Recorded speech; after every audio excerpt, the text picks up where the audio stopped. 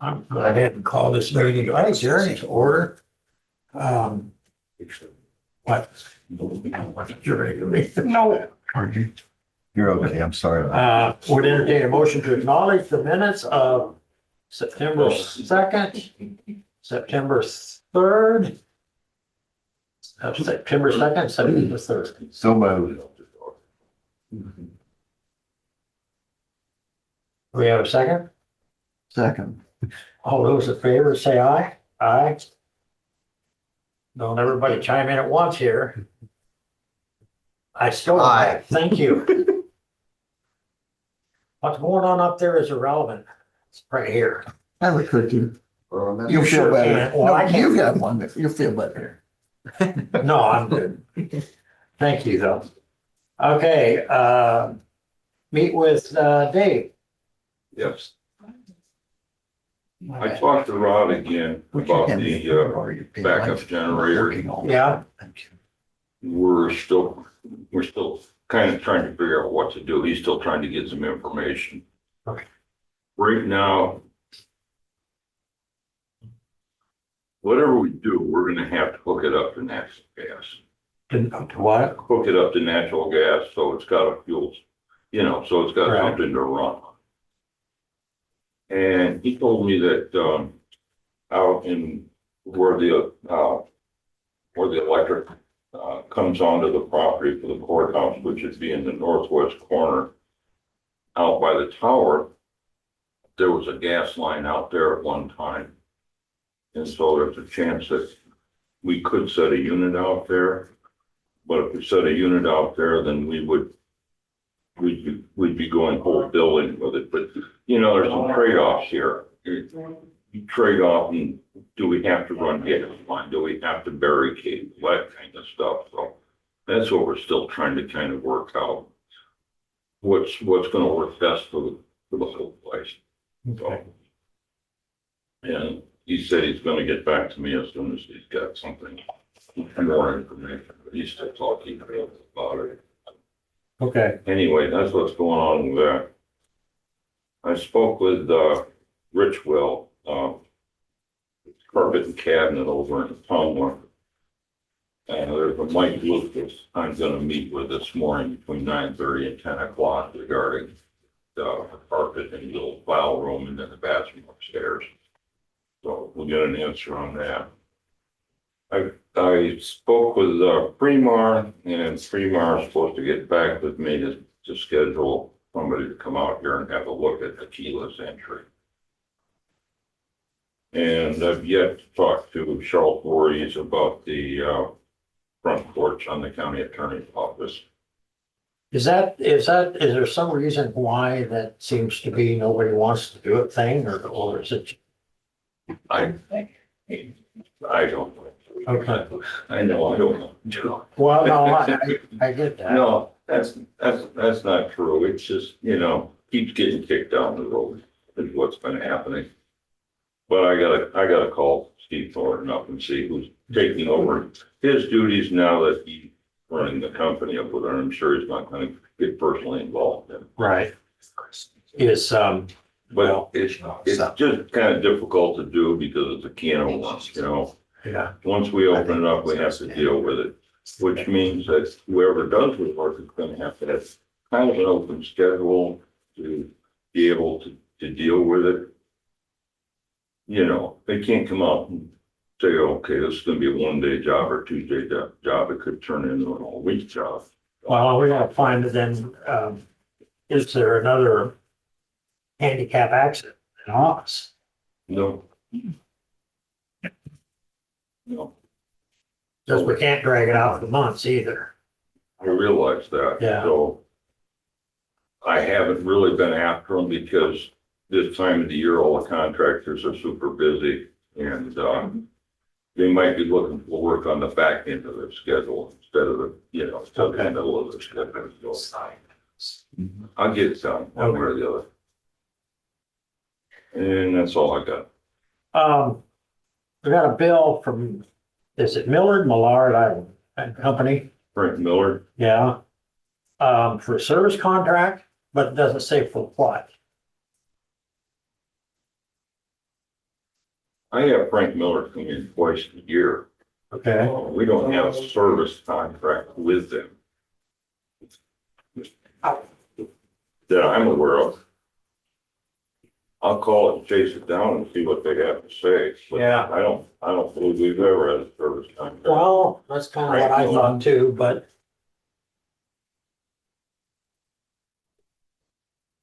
Yeah, because I have them go out twice a year to go through the mechanicals, which is all heating and cooling, third floor and, for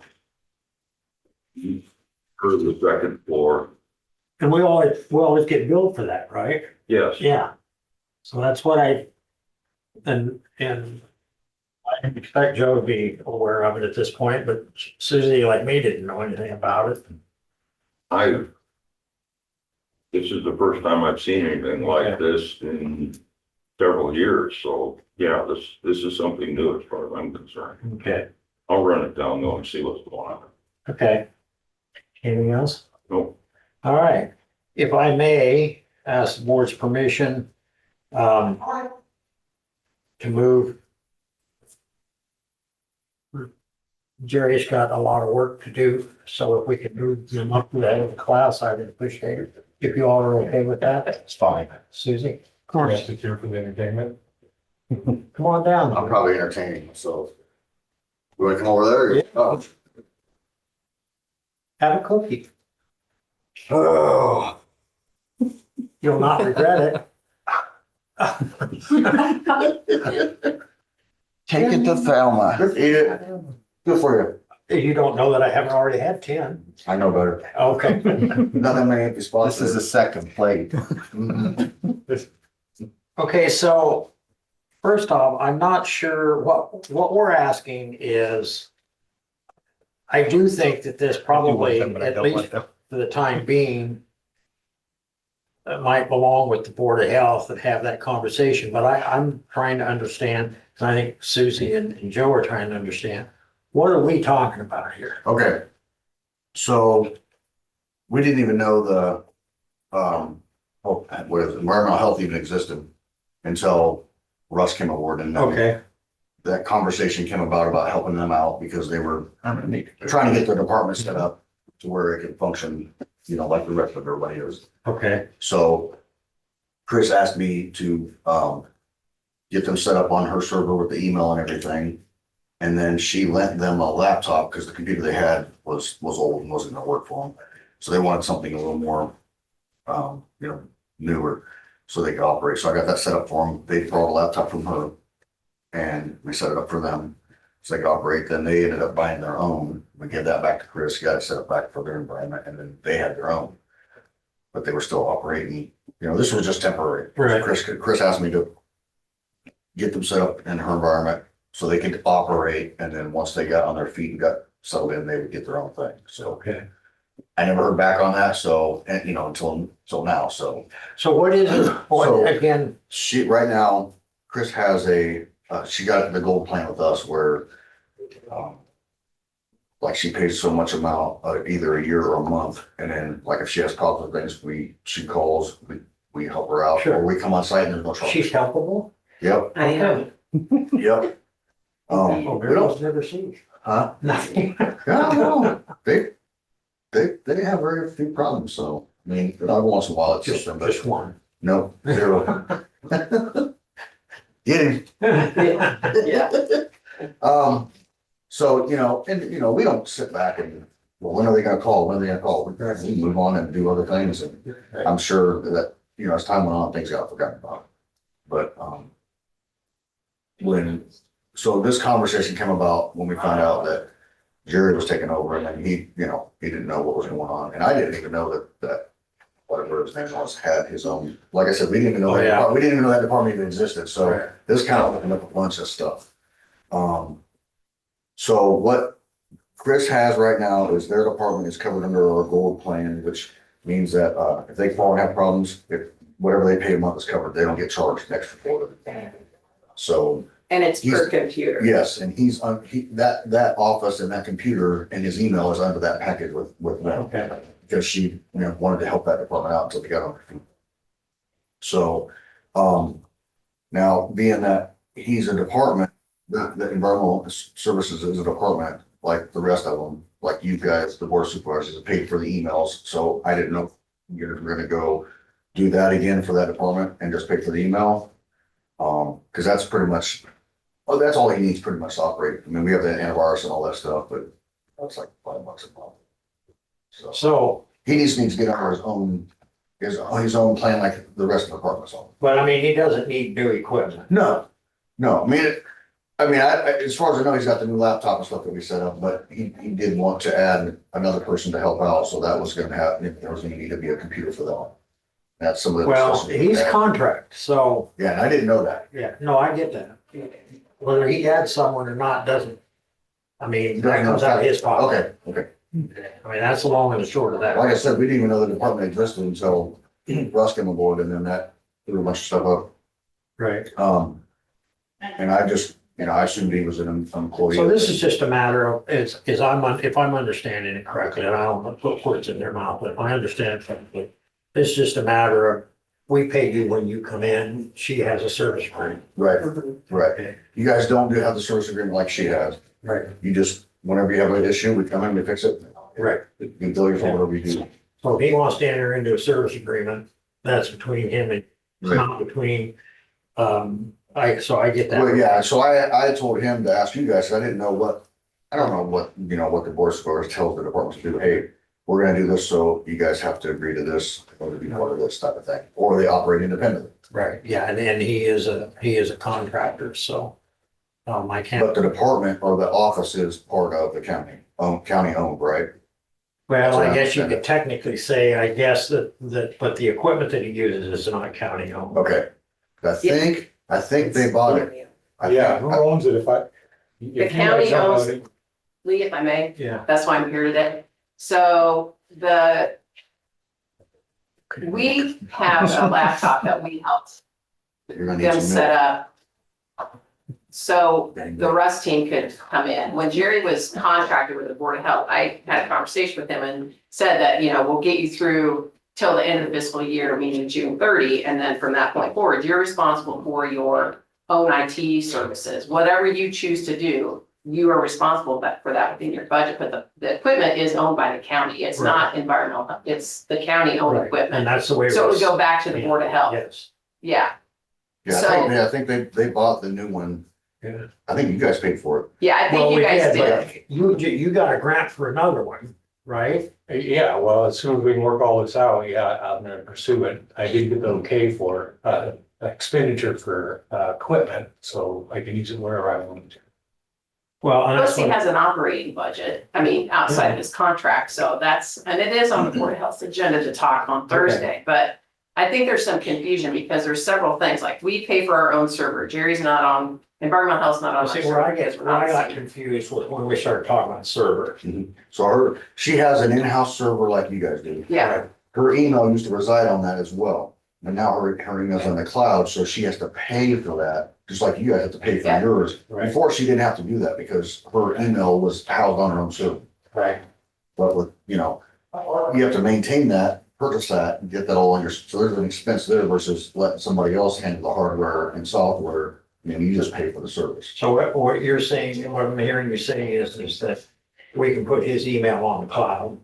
Well, his already is, but it's under their. I'm not gonna pay for it. So they have a different domain than you guys do. Theirs is brother. Huh? JCPH and you guys is Jefferson County. Right. That, when I say domain, it's just that the last part of your email address, hers is different than yours. Right, So it's on her, hers instead of the county's. Then Even though it's also, a county office, it's, environmental health is on hers, so mine is also different than you guys's. So there's where yeah, so problems. his office is being basically implemented into her environment. And I'm she's paying for it. subsidizing his budget. Right. And it's not set up that way. So what we need to do is we need to figure out how much it's gonna cost Jerry to have whatever services he wants, and then that needs to be expended from the environmental health budget, not the public health budget. And the Board of Health is aware of that. I've never paid for environmental health Right. contracted So we're not services. talking new equipment. Well, No, you have no, to no. pay it. This is just- Rust up. This is Yeah, that- just to you know, get him over to his own environment, his own system.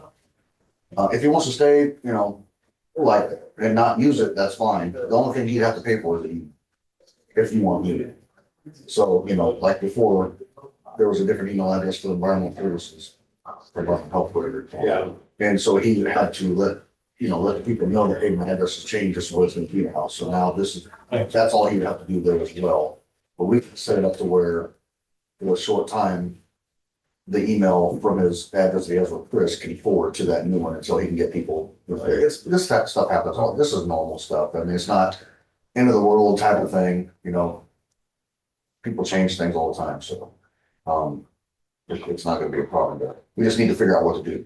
Because I don't want to leave them, you know, hanging up here with nothing and then nobody can communicate with it. Right.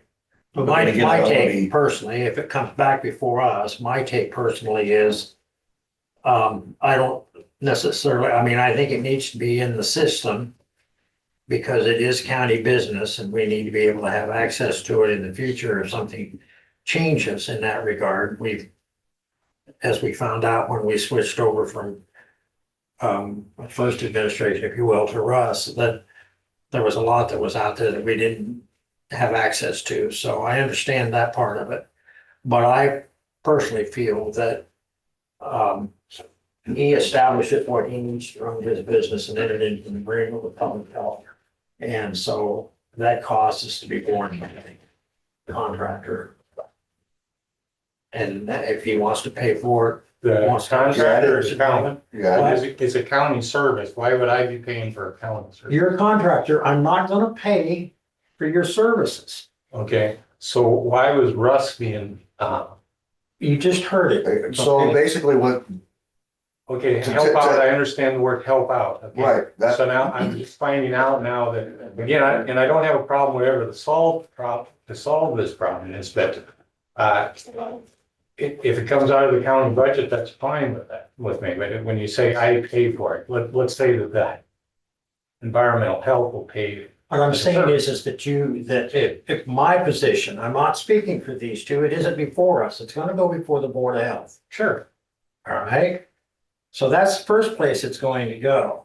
But what I'm saying is that if you use our services that are established, i.e. the cloud, we're already paying for the cloud. But I'm not gonna pay to have your computers repaired. I'm not gonna pay Jerry to come in and work on your computers. I'm not gonna pay for those kind of things. That's my take. Okay? Sure. You're an independent contractor. That's the cost of you doing business, from my perspective. I'm not saying that's theirs. I'm telling you that's mine. All right, but we're not there yet. Okay, but you're essence saying that I should pay to fix your computers? Is that I'm right? saying that's the cost of you doing business. That's the same plan that we had with Russ. No, Russ got paid by a board of health. They had their own budget that they submitted, and we approved that budget. Just Right. like we approved yours. Yes, they approved it, but we have to fund it. Sure, that's So- pretty understandable. Okay, good. All right, so basically, we're not talking about needing new equipment. no. Okay. I mean, for him to operate, all he needs is, you know, to be his own email address, either with, that you guys are paid for or he pays for. And then we need to, you know, I mean, she's paying for it and not Right. being compensated. And I get that, you Right. know, which, like I said, I was told that it was just for temporary. Well, I'm not gonna do anything until somebody tells me because, you know, I don't know what Sure. temporary is up. Right. Well, circumstances were such. Yeah, I mean, like I said, Yeah. things have changed and, you know, it probably got forgotten about until, you know, we sent a bill for something. So I think we had to go over and do some stuff for them. And that's when I seen it. Okay. And I knew right away because I was like, oh crap, you know, we all forgot about that. So So anyway, you guys have anything you want? I have some questions. Sure. Chris, how much extra are you paying to take care of Jerry? Well, it depends on what, like, we just did a Windows 11 update and that's per unit. I mean, so I didn't do that for him because everything we do is per computer. Mhm. So it depends on like, your email or your contracted services, your gold package, whatever package you want. And then, like they come and did the update. So I could go back and look at all those bills, Susie. I just kind of wanted a rough idea, Chris, What, of what this has cost you. Well, to add his machine on, it was $45 a month Okay, or, per year. okay. And then did you do the office with email? 365, Okay, yeah. well, I mean, did you just do the email or did you go with the apps, which lets you download Microsoft Office and all that? I don't know, I'd have to look again. It's been a long time If you just ago. do email, it's $80 a year. Okay, If you do, if you do the email with Office, which lets you download the Office application to your machine, it's like $250, I think, a year. And we signed up for so many units, but I don't remember how many units. Yeah, I have to go back and look. Yeah. And like I said, I don't do any of the billing, I don't do any of the Sure, pricing, I just go out and do the work, so I just I'm want, just giving so an idea. what would be the cost for Jerry now? If Jerry without wanted this, if Jerry wanted the same thing as what she's paying for him, it'd be the 45. So it's like $600 a year plus the 80. So less than $700, a year. Plus he would have had to pay for his own Windows 11 update, Mhm. which is. And that's just, we'll come on site. We try to come on site and do it because if something happens during the upgrade, we do it remotely, you can't get back into the machine, so you gotta come on site anyway, so. So what does it cost? What has it cost Chris to date for taking care of this for Jerry? Just $700 a year. Yeah, I'd say less than $1,000, but I mean, with everything. But the issue becomes, I'm not, carrying it forward. That was never set up that way because that's not how it's ever been done. And the only time I did it was for the Russ contract that we had. Because they needed a new computer and they didn't have one. And so we had to move forward on things. That was kind of a unique So, situation. it was. because We didn't realize Dan had his own little corner of the world, he was using. Like, I didn't even know it existed until Yeah, Yeah. somebody, so I got the call and I was like, where's he at? I didn't know they had an office and, well, they were in secondary roads and I Yeah, never had that. I mean, I've been to secondary roads, but I've never been in that area, so I didn't know. yeah, I understand. I think the thing is, sorry, Susie. go ahead. No, I just want to be very clear about this, of what's going on. I do too, and I don't have the numbers, I should have brought them with me, but here's the thing, what's done is paid for, right? I mean, what's already been paid for from last fiscal year and this to date of this, end of this first quarter almost of this fiscal year. Moving forward, I'm not gonna, I don't have it in my budget to continue to pay for things to subsidize another department. Even though we both report to the Board of Health, that's not how it was set up, nor has that been the expectation. Yeah, I guess I was never sure how that was set Yeah, up. if it was, then that would be a different conversation at budget time, which is fine, Yeah. but that So, needs to be. Chris, what's your board of health going to decide the next time they meet? They meet Thursday night. They're meeting a week early this month, so it's on the agenda to discuss. The issue becomes, Jerry, do you have some money in an operating budget though, outside of your contract? I believe. You should have money in your budget, I think, as an operating budget to pay for some of these things. So that's my statement. We both report to the Board of Health. For those in the room, Jerry and I both report to the Board of Health, but the Board of Health does not generate funding. They can't levy, so it comes back to the supervisors for our budgets. So I don't know the answer to that question. I know it's on the agenda to discuss. So if we get a new computer at the office for public health, it's within my budget and I can spend up to a certain amount without my board approval. We always have those discussions. How many computers do you have at your office? We now? have a total of 5, and there's 4 of us. We have one computer that is like the computer that we use for clinic, and then it's kind of like a backup computer in case something happens to one of us, because we're like dead in the water and can't work if we don't all have a computer. So yeah, and at one time I did let the Rust team borrow our extra computer until they got their computer, Mhm. because they couldn't do anything either without a computer. So it's been kind of a debacle for a little while. It sounds clear as mud, yes. I get it, that's why I'm here. This doesn't pertain to me except it's coming out of my budget. That's why I'm here, to give you guys some look back though. So So your Board of Health meeting is when? Thursday night at 6 PM. Okay. Yeah. And Joe, I think will be there. He's our liaison, so from the supervisors. Planning. I don't know. I'm just having a discussion. Well, we gotta wait to see what comes out of the Board of Health. I think we're jumping the gun up. Thank you, Chris. Okay. Okay, Yeah, right now it's still clear as mud. Let's See what they see what did happens. Thursday night. Okay. Back up, thanks. county engineer. Morning. Good morning. The bridge is not open. Okay. Thomas was trying to get a answer out of the striping company to find out. He just sent a He came message. on. Oh, did he? And the message is? Bridge update, paint truck is on site preparing to paint. Another crew will be down shortly to remove road closed signs and remove barricades. Meant to send that during your time. Nice. Well, see, there you go. I guess I'm done. Dwayne. Nobody wants to hear anything else from me. When they remove the signs. It should be open today then. Okay, And it shouldn't take them all that long to get the paint on. So, yeah. about lunchtime. Pavement marking paint dries pretty dang quick. Unless you've got a line of cars following you and then everybody gets a paint job. Yeah. See, Pelling is working on 146. When they get done with that, which should be midday Wednesday, they'll move over to Lockridge. That should be Wednesday afternoon. Pleasant Plain Road should be Thursday and Friday. Except for paint. So that's, if Mother Nature and Pelling's trucking department cooperates, we should be done by the end of the week. I told folks at Cambridge I would contact them tomorrow to give them an update based on how the progress is today. And I'll just kind of keep them in the loop as Mother Nature and everything else goes along. We say he retracted his comment. It happens, you know. Emails get lost and in today's world of media and social media, people want to always assume the worst of whoever they're communicating with or not. So Well, you done your part of you it. don't let it ruffle your feathers.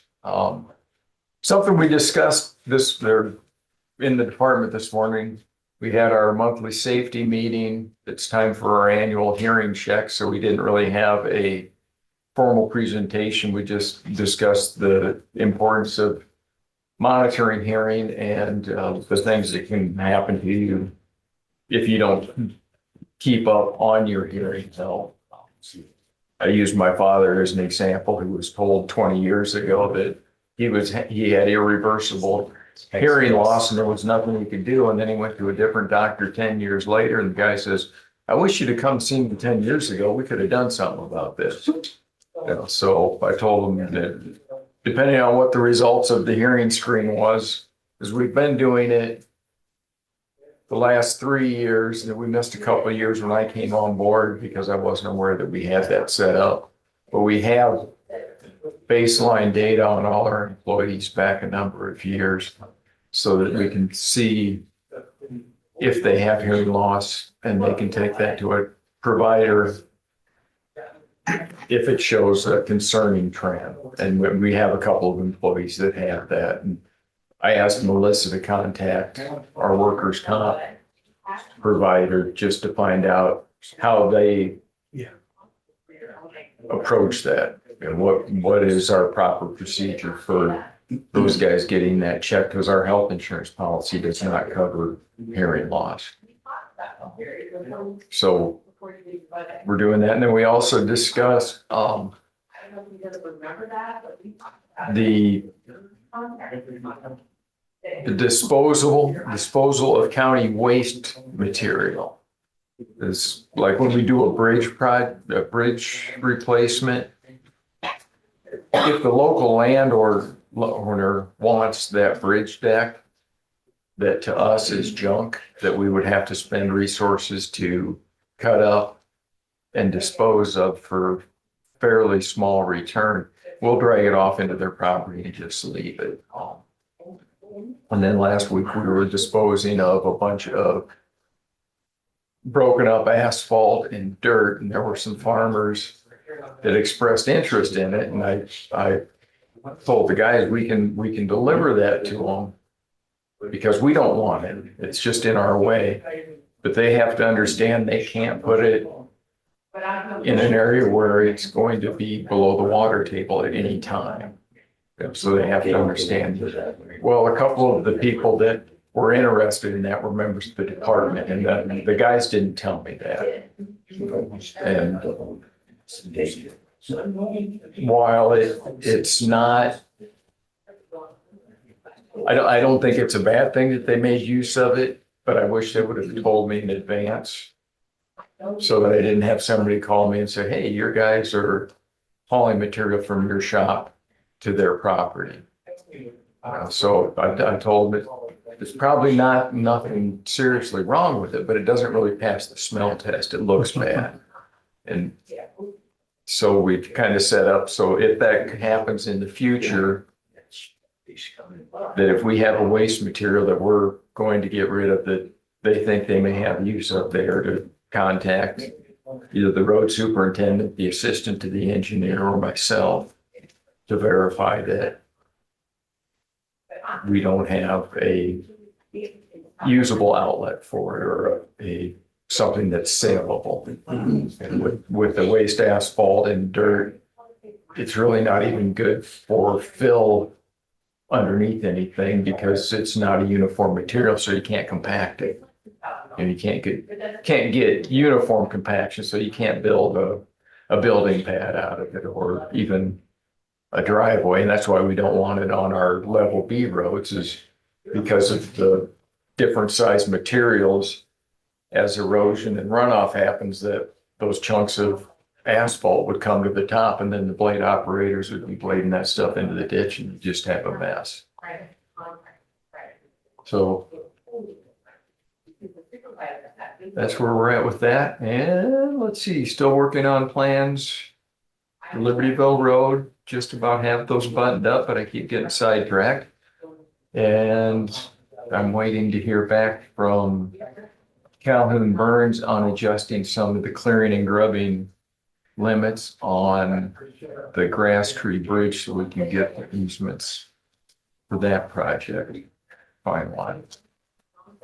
There's a fairly large, actually a real large oak tree that was in the clearing and grubbing limits that the landowner thought had some value, and they're correct, it does. But the location of it does not really require it to be removed. But it shows in the limits on the plan, so we need to get those adjusted. I think that's everything I got.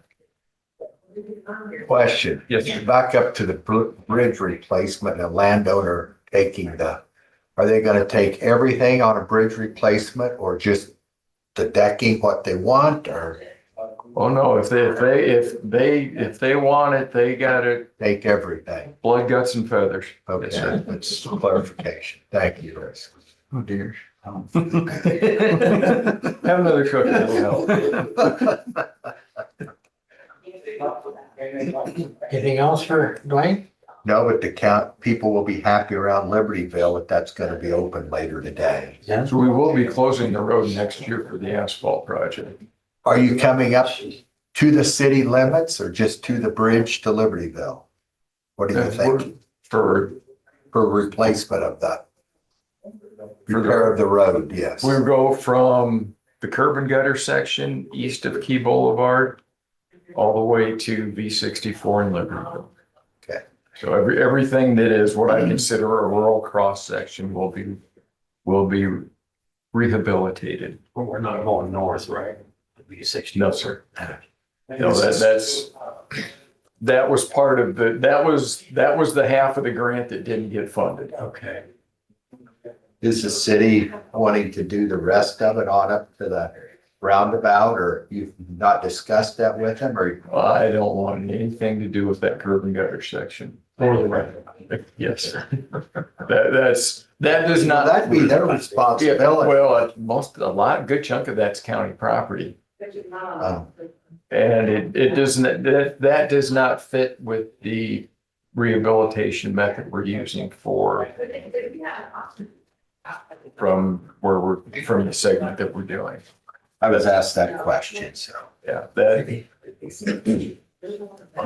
that's gonna require a lot more money, and probably, in my opinion, that will end up being a patching project.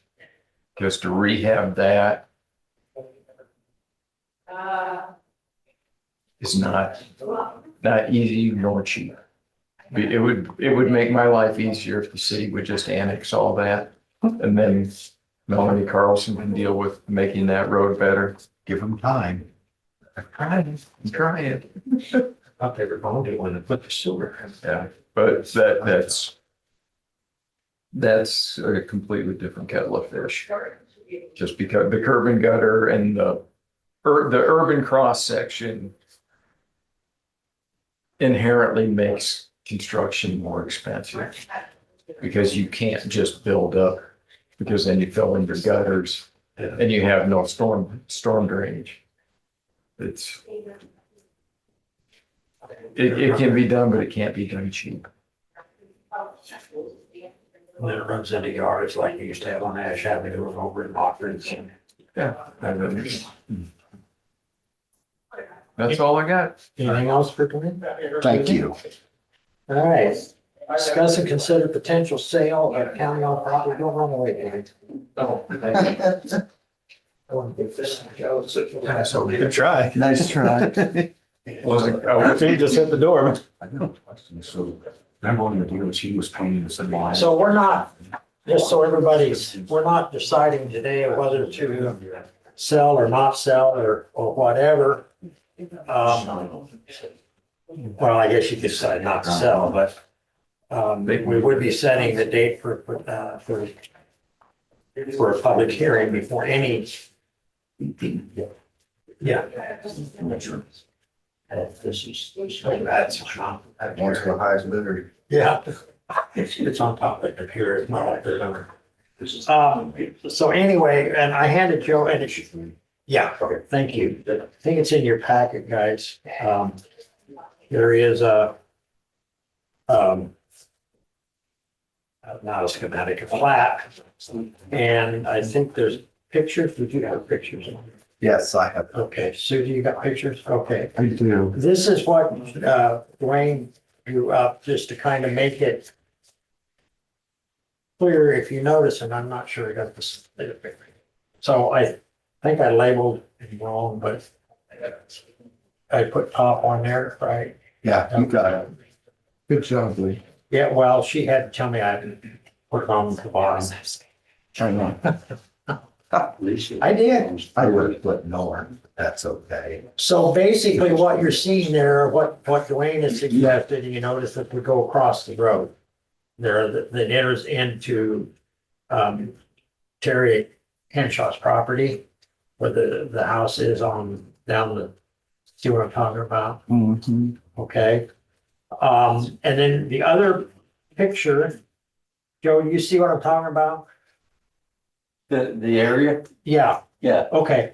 And then the other picture reflects where if an individual, any individual, whether it would be anybody that bid on it and bought it, if they built on that road, they would have to build a new access because we can't landlock property.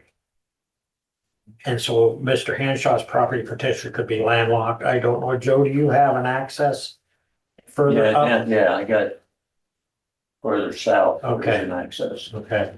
But anyway, that's what that second drawing represents, would be a road. That's approximately 1.63 acres, that first drawing that you see. So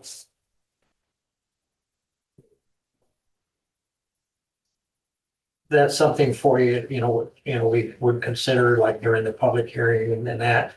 And then the public hearing would allow folks to come in and say yay, nay, how they want to see the process go, that sort of thing. And then after the public hearing, we would make a determination, A, whether or not we wanted to sell it. If we wanted to sell it, what the process would be. What, if we go with what Dwayne has here as far as the area, all of those things would be in consideration. I don't particularly, I personally, I'm not gonna lose any sleep if we don't sell it. But if we do sell it, then, the people that are looking at it, it's been expressed that they would prefer an auction type situation. I don't particularly want to pay for an auctioneer. I thought maybe I might, if that's the direction the board decided they wanted to go, that we might enlist Ray to come over and do it, in the room at a given day and time. And that's, that's fine. I don't care. What I don't personally would not like to see is to have sealed bids and then auctions of the sealed bids. I would rather, if you're going to do an auction, you just do it from the get-go, if that's how you decide you want to go. So where we're at today is, well, Joe, you got any questions real quick since you're here? No, the only questions is somebody told me they believe there's a marker out in the middle of the field. Somebody said that the lighting for the intersection, the power, they ran a line down through there and connected to one of the islands down there. Don't know if that's true or not. I would. So anybody would be interested in it. It'd be a real question if they could do Right. anything with it. I agree. Between that and the power lines and the 50-foot, they always take a 50-foot right of way on both sides, so it's. And I did make a suggestion to an interested party that they reach out to utilities to find out. Find out where they are. Exactly. Because I don't think that it's the board's responsibility to jump through those hoops, but again, so where we're at today is to set a date and time for public hearing for potential sale. And just so that everybody knows, we go through the public hearing, doesn't necessarily mean that we would determine we want to sell it. That would be part of the reason for the public hearing, is to hear from people as to whether or not that's what you want, what they want to see, whatever Dwayne's input, in that regard. I think, I don't want to put words in your mouth, but I think he would prefer that we expand that a little bit, because that's the other thing, just so folks know, if we do it this way, that as you see it laid out in the drawing, then that road becomes the responsibility of whoever owns it. If we were to sell it, it no longer is the responsibility of the county. Which doesn't, then the decision has to be made by the property owner to maintain it in that regard. But there again, that's would be part of the ongoing conversation during the public hearing, and try and enlighten everybody as to what it is we would want to do or not want to do or whatever. And then, of course, this would have to be surveyed, and that would be the other thing the board would have to decide. Survey costs, the changing, the deed, the abstract, the recording, all of that, those costs, we either decide whether we absorb those costs or whether those costs are in addition to whatever. Say, for example, if it was auctioned, what the high bid would be, or if it was a sealed bid, regardless, whether or not we would apply those costs on top of or not. But those are decisions we've yet to make. Is this I don't want to put a case where it would be one public hearing is all we would be required to go through for this? Yes, because what we're listening for is then we would publicize it on top of that. So after the public hearing, it still would be publicized. And there would either be, and these are just hypotheticals, but let's say we did a sealed bid. So then you would establish the number of days. So say 10 days. And it has to be in the auditor's office, and they date and time stamp everything. by say 4:30 on X. And then you pick a day, whether it would be the following Monday or whatever, to open the bids. Or you publicize an auction and it's on a such and such a day at such and such a time. And so. Such and such a place. Right, we may want, may, easy for you to say, we may want to publicize that twice, something before you actually have the auction. Those are things that you would decide after the public hearing. At this point, there's absolutely zero etched in stone. And the public hearing would help us make a determination as to if we move forward with it, how we move forward with it, what the process looks like. So how soon could we have a public hearing? As soon as we could do a public hearing would be September 22nd. We could do it right here at the regular meeting. We just like we do all our public hearings, we would set a time, say 9 a.m. if that's what the board decided. And then we would stop in the middle of things and we would open the public hearing like we always do via a vote, the procedural process. Well, then I move that we go to a public hearing on September 22nd and listen to all interested parties. We can make a determination on what we want to do to move forward. Do you have a time? 9 o'clock work? Hold on, don't you have a public hearing on that date already? I don't know.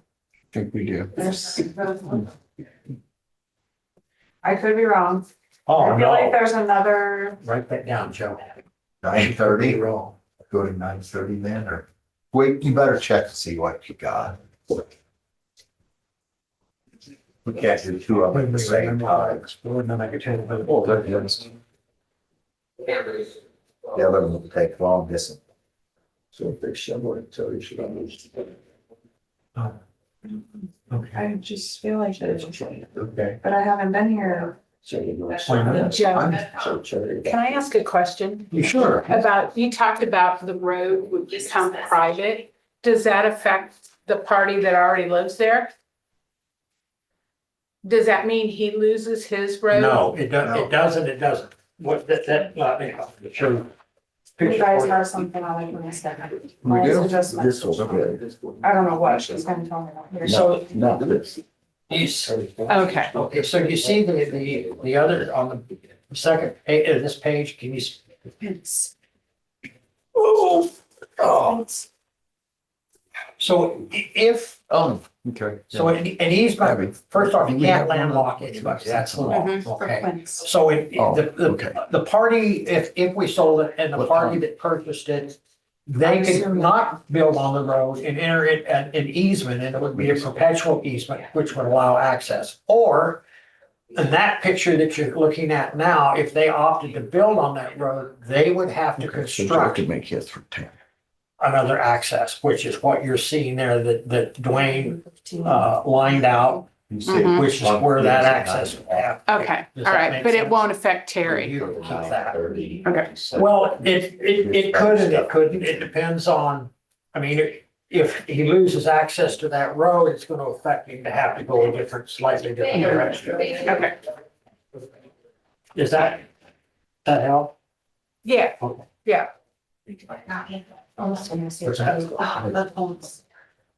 Do what? Yes, 9 o'clock on the 22nd already exists, so you cannot do that.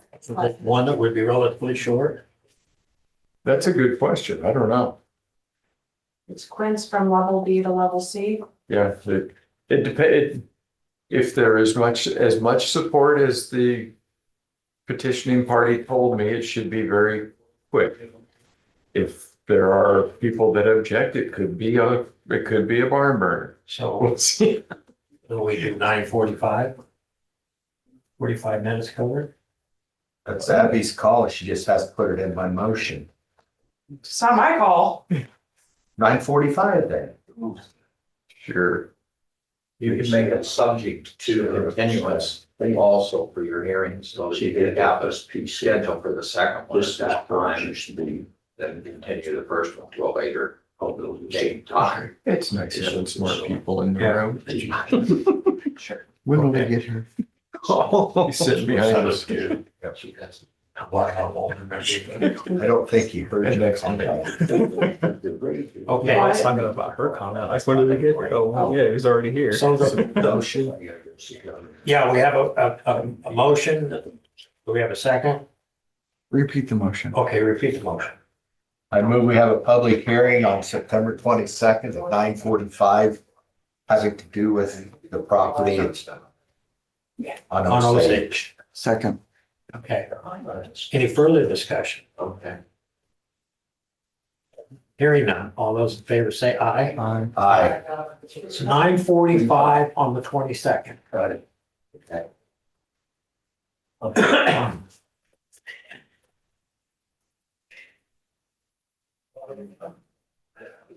Oh, do we still have an ambulance for? Hey.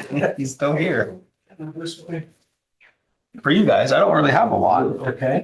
52 is back. Came back on Friday. All the striping, everything is done. It looks good. So kudos to Max for doing the work he did. That's really about all I've got. I am considering getting a new medical director. I'm sure that's going to be a lot more discussion coming down the right or coming down the pipe, but I wanted you guys to be aware. I've been here more than a year already, and I've not actually met her face to face. Correspondence with her are delayed. She's kind of a ghost, so looking at options to see if we can find somebody different who will be more interactive and progressive. So I know, but just for your future, or for your reference, we jumped through a lot of hoops trying to find one. Yeah, we really did. For whatever reason. Now that dynamic may completely change now. Okay, we're established, we're whatever. I will also let you know that she's never sent us a bill. Yes. So, other than for her, Liability insurance. Yeah. Right. so. Yep. Not arguing, just, and like I say, the dynamic may have changed enough that it wouldn't be quite the hiccup that it was before. Right. Yeah. I mean, like I said, she's, and maybe that's part of it, but like I said, email correspondence is delayed incredibly. She's not made an effort to come down here. Oh, I can, I don't know, the one that you've got for your school, would that be somebody that might be She interested? might be. But I think we have a few options. So I'd have to look at the contract. I've so long since I've seen the contract. I'll look at it again, but I don't think there's really any official end date. It's a perpetual renewal. So I'll have to look and see what the process is for that. But just so you guys are aware, it's on my radar. But other than that, I don't really have anything. Just got a quick question. Somebody asked me, we got the rig back now. Did we have the rig back Friday night's football game? Yes, Question was why the rig wasn't at the football game. that was my. So we had People there. people there. Yeah. So we had 2 football games that night. They wanted a crew up in Pekin and one here. Okay. I brought in 2 extra crews, not really mathing. And so So we had a rig up north. we had a rig up north, 2 at the base, and then I sent a crew to the, Okay. but yeah, I'm gonna remedy that because there are several weeks this season where we have 2 games. So I just brought on an extra crew, not really thinking about it. Yep. Anything else for Josh? Nope. All right. Thanks, guys. Discuss. Oh. Discuss. Oh, yeah. Ambulance service. Oh, yeah. Forgot about that. Shame on you. How dare I? Yeah. Do you have a copy of it? Did you guys make changes to it? Oh, no, I have not seen I honestly don't know whether we did or not. I didn't. No, whether the other 2 had some. I just took it from the email because I had it. Yeah.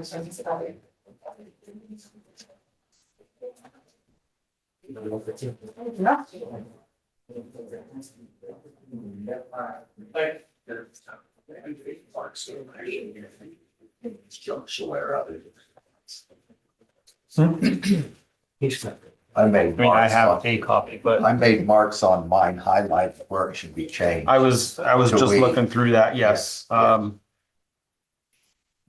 I think if it's coming from you all, there definitely needs to be some modification to it, because I wrote this obviously from my perspective. That was the only thing I seen. Yeah. Yeah, so where it says people get upset that we question providers and things like that, that needs to be modified. Well, and you would start that at the beginning. We know, Yeah. so if you could give the highlighted copy. Yeah. I probably missed some too, Abby, so Okay. you're a good proofreader. Mhm. When she's not doing public hearings. And I mean, if you guys are okay with the content of that letter, I can go through and modify it from your perspective and resend that out, if you guys are good with that. Susie? I agree. Okay. It's good with me. So we'll put it back on the agenda for the 22nd.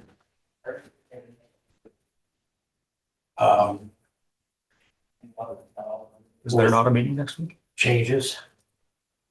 The Josh should Should get be. back, Maybe not. Oh, okay. the Josh will get back to you. Short on attendance. Oh, okay. Right? You'll make the modifications. What's that? You'll make the modifications. Yes. Yep. Anything else for Josh? Would you read that, Lee? Anything else for Josh? Oh, no. Move that back. I have a copy. Have another cookie. They're so good. They are good. We'll see you guys. Discuss and consider reappointment of Gina Edwards to Jefferson County Progressive Housing Authority. I have spoken to Gina. She's willing to accept the role. Is that a motion? Yes. I'll second it. She was fulfilling a term, and so it expires in this month, I believe. So, at the point, so we got a motion and a second. Any further discussion? Hearing none. All those in favor say aye. Aye. Meet with Kyle Horn regarding Reform Alliance. Hi, Kyle. Good morning. How's everyone? Just fine. Excellent. Let's see. Appreciate the opportunity to join you. Lee, how much time would you like me to take this morning? Well, I guess whatever you need here, I mean, Okay, well, I'll keep it short. And a couple of quick questions. Will I be able to share some PowerPoint slides as sharing enabled on your end? Last time I tried it was not. And then my follow-up question would be, does anyone happen to have the handouts that I emailed? If the answer to both those is no, no worries. I've got your email that you sent. Oh, yes, and the transforming supervision in You Iowa. betcha. You betcha. You should be able to share your screen now. Oh, okay, cool. Thank you. Is that you, Abby? Yes. Thank you. All right, I will do that. And before I do, I want to give you the courtesy of explaining why exactly I'm taking your time this morning. I work with Reform Alliance, and I'm the state organizer. And Reform Alliance is working to transform probation and parole laws statewide. And our focus, we've actually had a bill in front of the Iowa Congress 2 years in a row, back in 2024 and in 2025. Now, both years we passed to the Iowa House, nearly unanimously the first year. I believe it was 95-1. And the next year it was unanimous, 96-0. So clearly we have solid bipartisan support. Now, both years, our bill to transform supervision laws died in the Senate Judiciary Committee. So our strategy as an organization is to try to build grassroots support statewide, but we're especially focusing on the Senate districts wherein Senate Judiciary members reside. Well, your district, Senate District 44, is one of those because Senator Adrian Dickey serves on the Judiciary Committee. So within each of those critical districts, we're trying to establish some relationships with local elected officials, people who have been directly impacted by supervision, business leaders, faith leaders, and you get the idea. And we're hoping that when we get another shot at bat, getting this bill before Congress, we'll be able to make sure that the senators serving on the Judiciary Committee are able to hear from some of their constituents instead of just a nonprofit organization that's pushing for this thing. So are you able to see my slides all right? Yeah, I think, yeah. Fantastic. Well, a little bit about me. I was born and raised in Shenandoah down in southwest Iowa. Came up to Ames to go to school and have been in Ames and then in Des Moines for the last 30 years. So I would have loved to have been with you there today, but I apologize. I just got back in the middle of the night from being away for a week, so it wasn't going to work out. But this is a fantastic way to join you today. Kyle, can I interrupt for just a second? Certainly. We have our county attorney and an assistant county attorney here as well, so they're listening in as well. Beautiful. I appreciate that very much. Yeah. They'll have some insights into this issue that the rest of us won't, quite frankly. Well, it's a big issue because when we refer to supervision, we are referring to probation and parole. And there's a movement nationwide to make changes to the requirements of probation and parole because a lot of individuals are being returned to prison, not for new crimes, but rather for technical violations. For example, I recently interviewed a lady here in Des Moines. She works for a bakery, and she had been on probation for 3 years. And because she still owed restitution, they decided to add a 4th year to her probation. Well, she later missed a meeting totally by accident, and her PO, her probation officer, returned her to prison for 14 months. Colossal setback in her life. And this is an individual who had been trying everything to turn her life around. She completed literally 100 job applications, and she was also under pressure. If you don't get a job, we will return you to prison. Well, other states have found that with some common sense reforms to their supervision laws, they are able to help individuals get through it by offering incentives for the sorts of behavior we want to encourage. For example, if they pursue education, if they get a high school equivalency diploma, or a GED, then they can get some time trimmed off their overall supervision. If they are violation free for 6 months, they can get some time trimmed off their supervision. So we're trying to incentivize those right behaviors.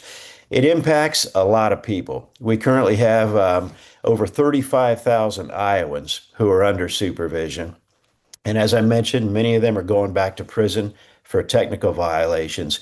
Nationwide, it's estimated that around 43% of the people in our prisons are there not because of a new crime, but because of a technical violation of their probation or parole.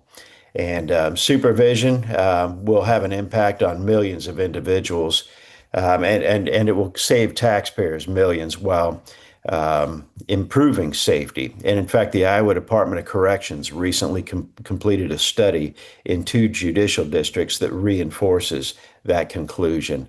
More people get off probation more quickly, which enables the probation officers who are already overtaxed to focus their energies on those who truly need that guidance and support.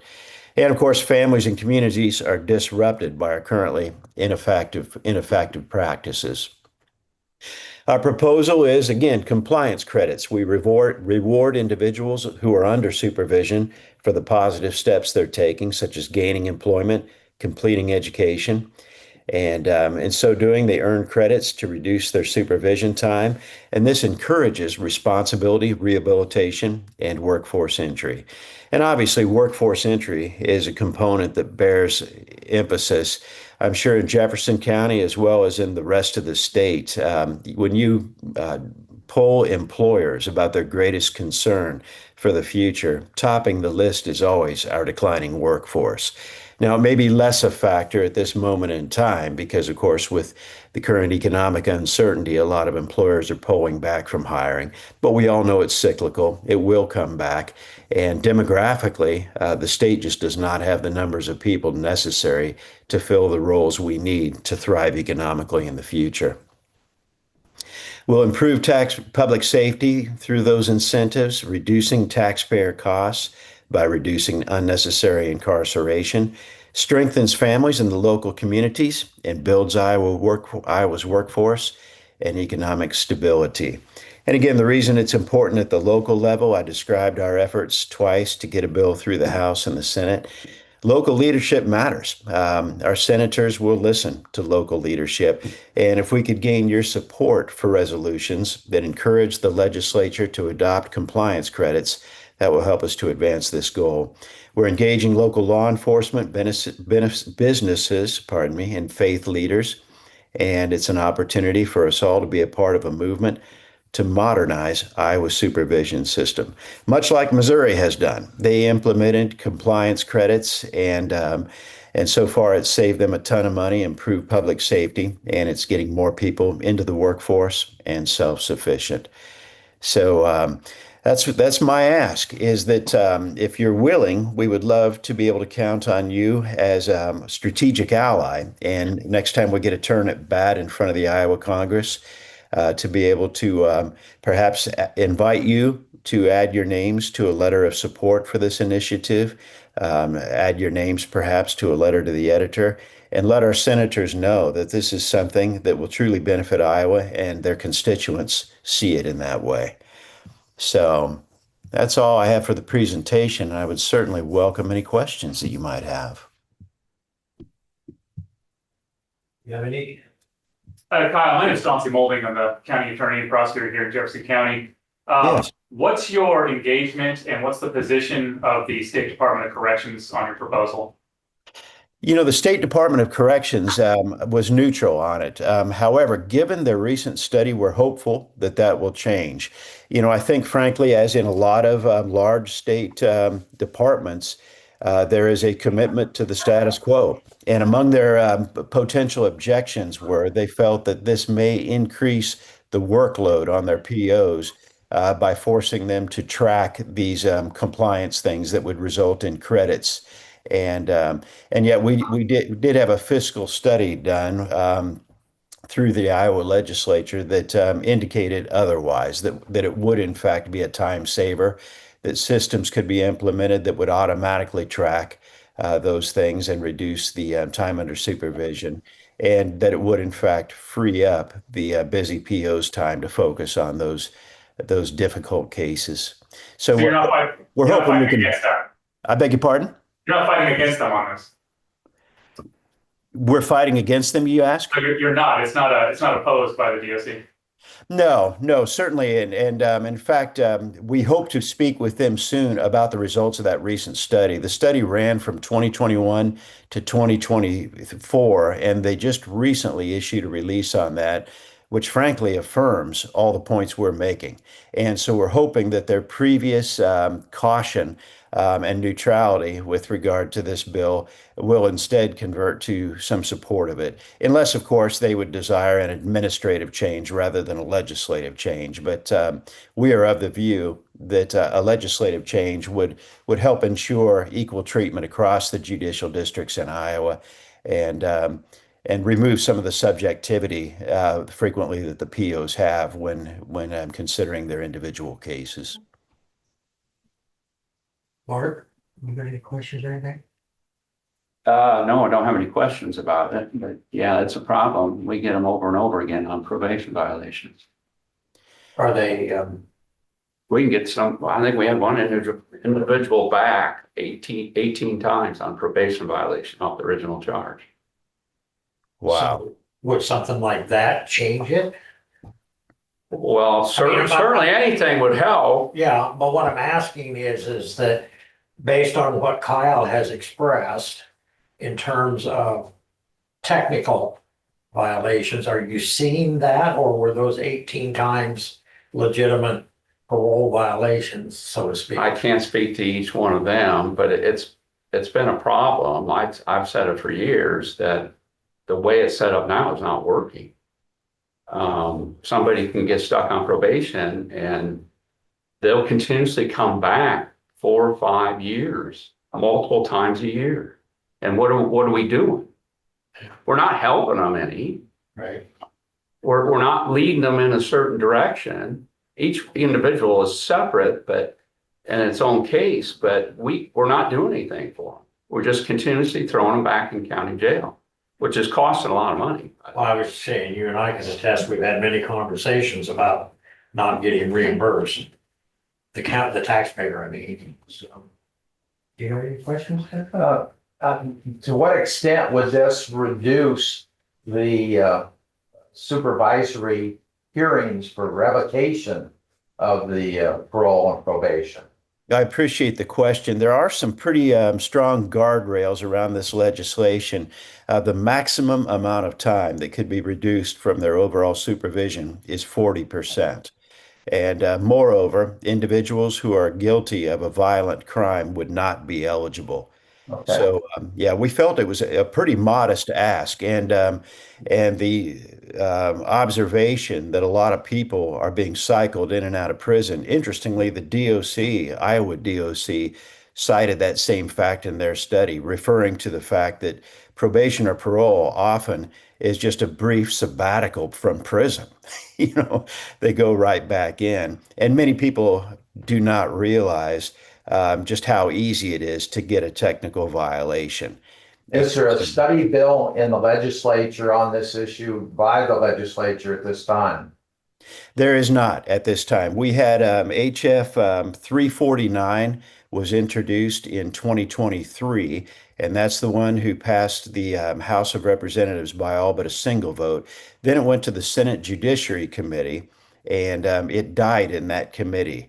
And to be quite honest with you, my best guess is that some individuals may think at first blush that this is not tough on crime. And if your brand is tough on crime, then maybe you don't want to be associated with a bill that looks like it may be coddling criminals. But this hardly does that. I mentioned the guardrails. We think it's smart on crime. We think individuals who are making a sincere effort to turn their lives around should not be derailed and returned to prison by a technical violation. Without regard to court costs, to what extent could people be released without making restitution to the victim of the crime? Restitution is still a requirement. Okay. Yeah, that remains a requirement. I do think that there are some other organizations working on the restitution issue. There was a case in Texas, I think they call it the Bonton Farms Act, that successfully passed, and they were actually crediting the former inmates with something like $125 for each day of incarceration and applying that toward the restitution. I think there has been some discussion in the state of Iowa, including the Family Leader, very conservative group, obviously. Vanderplaats heads it, and they have been looking into a restitution related bill, but that is not something that's under reform's purview. Ours is rather narrowly looking at compliance credits. Thank you. You I bet. only got two quick questions. One, who defines what's a violent crime? Now, before you answer that, so I have, and then if we take up to 40% away, can that 40% be added back if there is a significant parole or probation violation? And so let me give you a personal, I'm not gonna mention any names, but let me give you a personal situation where I was involved with an individual who was on probation for lascivious acts with a minor. During that probation, he violated the probation. Maybe it was a technical thing, I don't know. Was slapped on the wrist and put back on the street. 30 days, after he was released from probation of 2 years, he committed the same crime again, obviously with a different individual. And so my point is that how does one define what a violent crime is? Because if you're a victim of that, that's a violent crime. I agree 100%. And fortunately, our bill did explicitly, along with violent offenders, explicitly cites sexual offenders as ineligible for any of these supervision reductions. And so if there was a supervision reduction, could it be added back on if there was a significant violation of probation? That I cannot answer with confidence. I would need to get back to you on that. I assume if they're off probation, they're off probation. And of course, if they committed a new crime, they'd be arrested for that crime like you or I. But they would no longer be monitored for specific violations of the strictures of their supervision. They would have served their time and joined the ranks of people like us, free to pursue their lives, get jobs. Susie, Joe? Yeah, I've got one question. You mentioned a particular individual that missed a meeting and was thrown back on probation or whatever back in. Is this an isolated incident? Are you seeing quite a bit of this where they miss meetings or miss a curfew or something minor like this? Unfortunately, it's not an isolated incident. In fact, the very foundation of Reform Alliance, it was came out of Pennsylvania, and there was apparently a young hip hop artist, and I don't know any hip hop artist from a bale of hay, but he was a big deal apparently, and he had been convicted of carrying a gun as a younger man. And assorted felonies associated with that. And he wound up getting 12 years of probation following that. Well, a few weeks into his probation, he was out with some buddies, a young guy, and they were popping wheelies on their motorcycles. And he was seen doing that, and it would have been a violation of a city ordinance, but it was a violation of his supervision requirements, and he was returned to prison for 6 years. And those cases happen every day to tens of thousands of nobodies, but no one notices. They just get tossed back on the scrap heap. But because this guy was famous, it caught the attention of some heavy hitters, including a handful of billionaires from both sides of the aisle, like Robert Kraft, Jay-Z. And these people realized, man, this is crazy. This is not something that most Americans would support if they knew that over 40% of the people in prison are there not because of a new crime, but because of something like missing a meeting or popping a wheelie. So they worked to overturn, to introduce new legislation in Pennsylvania, and they were successful in that. And they realized we cannot stop there. We need to look at doing this in additional states.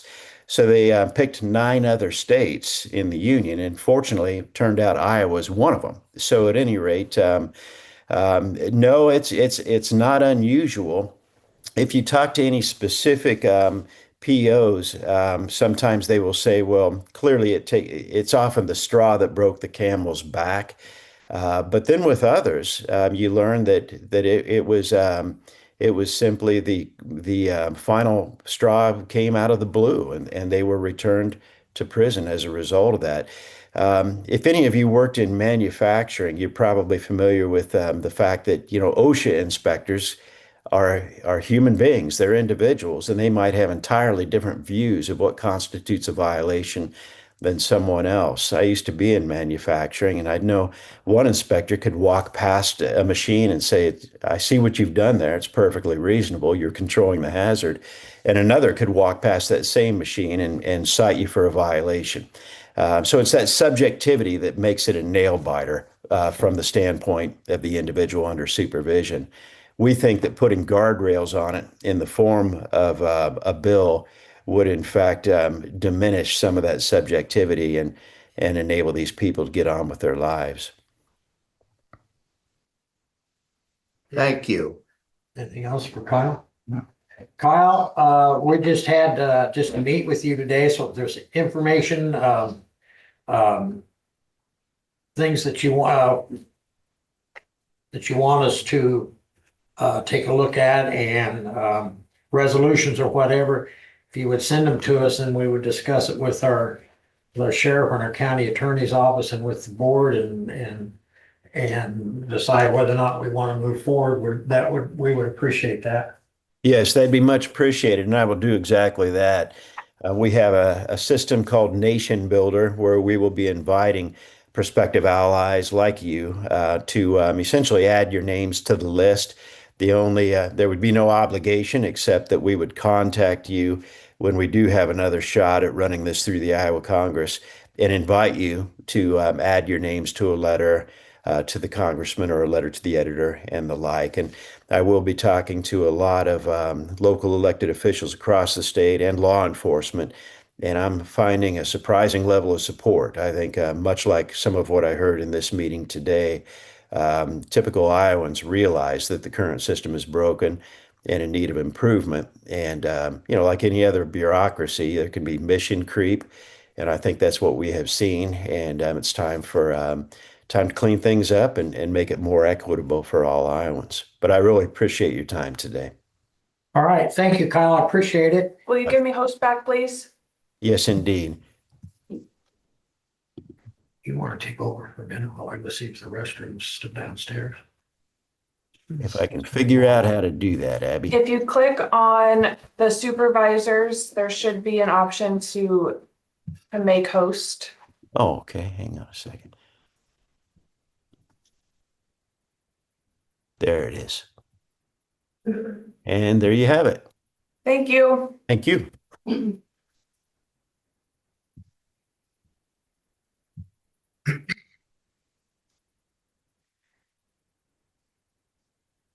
Lee has left the room. He will be back soon. The next item on the agenda is discuss and consider hiring John Thomas of Workforce Solutions for an administrative investigation. I believe you put this in, Bart. Yes, didn't really need to put it on the agenda, but out of full transparency to the public, under the Officer Bill of Rights, I am required to do an internal administrative investigation and to be fair and impartial. I'd like to hire John Thomas. He does about 20 or 30 of these a year.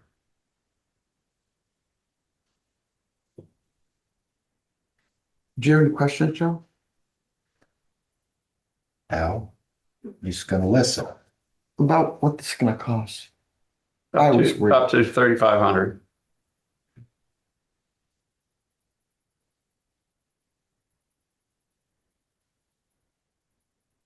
Anything else you want to add?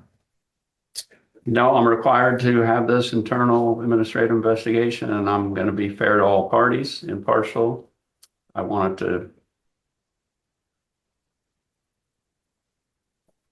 certain individuals involved and certain individuals not involved.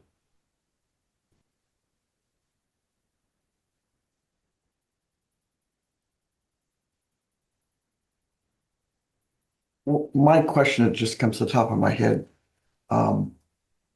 since we have let the auditor's office do some of the workforce and related things, is this anything they could help with? No.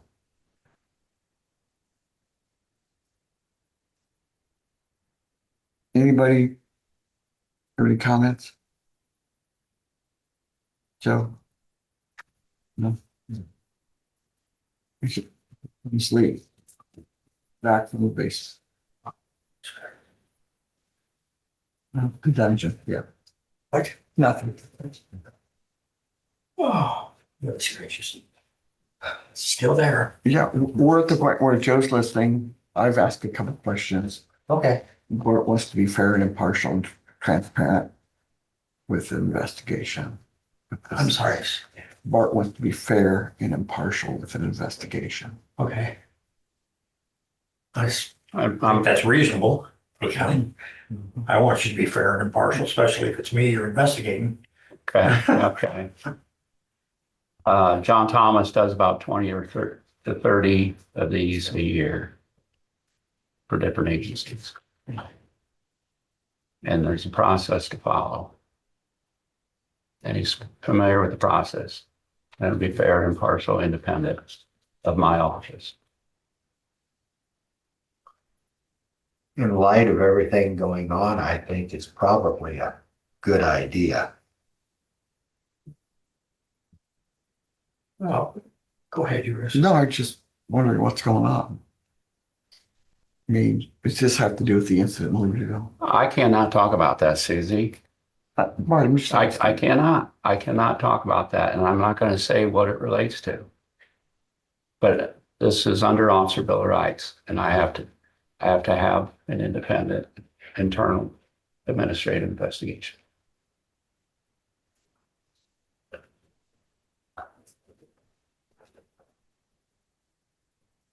Well, I know, I don't want to put words in your mouth, but I know that you thought that that was best practice too, that he not do the investigation. Yeah, because as far as the employing authority, any internal investigation shouldn't be done by him because he has to make the final determination. So it's a good process certainly to have somebody, certainly that's not the employer, conduct an employment investigation for determination of appropriate response by the employer. That would be part.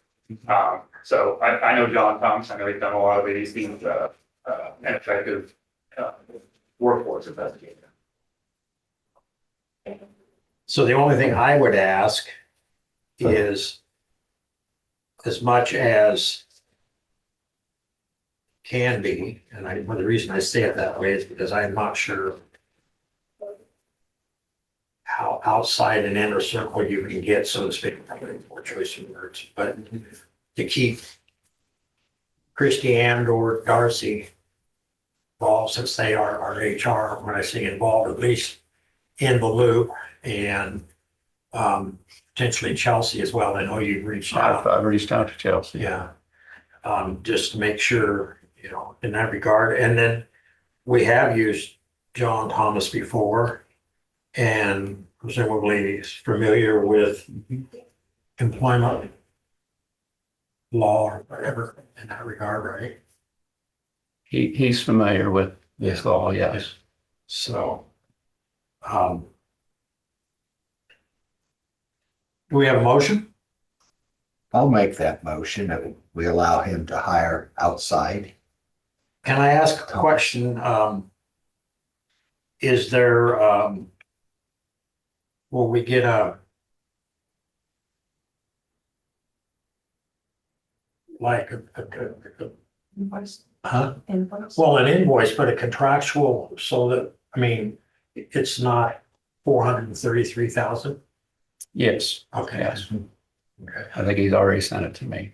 Okay. I haven't done anything with it yet. He mentioned while you were gone, like $3,500. Okay. Correct. Yes. So we have a motion. Do we have a second? sure. Any discussion? Hearing none. All those in favor say aye. All right. Aye. Discuss and consider hiring Skylar Limkerman. See that? Okay. Attorney at Smith Mills Law, represent Sheriff's Office in administrative matters. So I've passed out a House File 862 that was signed May 19, 2025 by the governor, enacted under Code 331.755. And if you go to the back of that section, it says a board of supervisors may, with a majority vote of the board, obtain outside counsel to represent the board of supervisors or any other county official. So I'm asking also to be fair and impartial that with this system, Skylar would represent me in my office during this process while John Thomas did the administrative investigation to make sure that this is all done correctly under the Officer Bill of Rights. He's very familiar with the law and the process. And I don't want to get sued. I don't want to go through what I've been going through for a year and a half now. And I'm not going to go through it. I'm not going to be falsely accused of stuff. I want to make sure it's fair to everybody. And you know, there's a current conflict, given the current litigation with the county attorney. So the last time I disciplined an employee was almost a year and a half ago. Since then, I've been falsely accused, put on a Brady Giglio, spent $54,000, and the case is currently being appealed to the Supreme Court that is unconstitutional and vague. Now, do I want to go down that road again? Do I want to continue this way? You know, if any type of discipline is imposed during this investigation, the employee can appeal to civil service. The county attorney represents the Civil Service Commission if an appeal is filed. And he'd have to recuse himself if he involved himself in this administrative investigation. We can't go down this road. The county attorney recused himself from criminal prosecution because of conflict. I can be sued personally under the Bill of Rights. And if that happens, the county attorney would not be the sheriff's attorney. I'm requesting the outside legal counsel for impartial and independent process. I'm being completely transparent, so I have the public's trust. Employee personnel files cannot be released, and I want to assure fair process for all involved. I'm protecting myself and the office. I'm trying to prevent any litigation, mitigate the risk and public perception. I want to direct your attention to the email that was sent to you by the county attorney. Hiring an outside attorney is completely necessary. Quote, ADF is a statute I understand well, but he's appealing it to the Supreme Court that it's unconstitutional and vague. Let's point out some of the false accusations. Quote, improper to discuss such confidential matters such as employee discipline issues, unquote. Appeared aware of certain facts relating to a Jefferson County employment matter, unquote. I assume these facts were told to him by you, unquote. Quote, sharing confidential employment information with a private attorney is improper, unquote. Again, all false. All false accusations. We went through this for the last year and a half. Bart, No, stop. I'm talking. you're reading the email. I am talking, please. Okay. We went through this. You know, we got the press here. By end of day, he's going to get a completely false statement from Chauncey. Complete false. I've gone through this with Andy. Andy, question it. It's all false. All the articles you print, all the Kyle Ocker articles, they're all false. And I am not going to put myself, my office, or my family through this again. Do you understand that? I am not doing it. And I want to be fair and impartial to everybody. Now, I already know that the county attorney has been having conversation with one of the employees that potentially could get disciplined. Now, isn't that a conflict? He's discussing the case and discipline with this employee. Now, I'm asking you to allow me to hire Skylar to represent myself and the office. So it's fair, impartial, independent, and we can get through this. And I'm not going through it again in court. And I'm not continue spending my own money on a private attorney.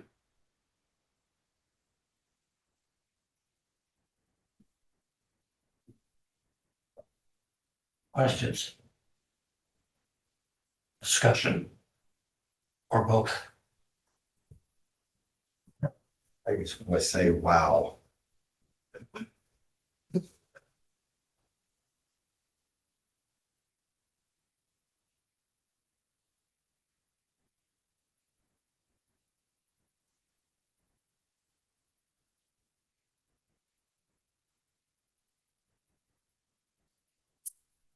Bart, I do have a question. What would hiring Mr. Schuyler, what cost? Don't know. Don't know. He's not familiar with any of the case. Don't know. It has not been discussed with him either, just like it's not going to be discussed here. What would his role be?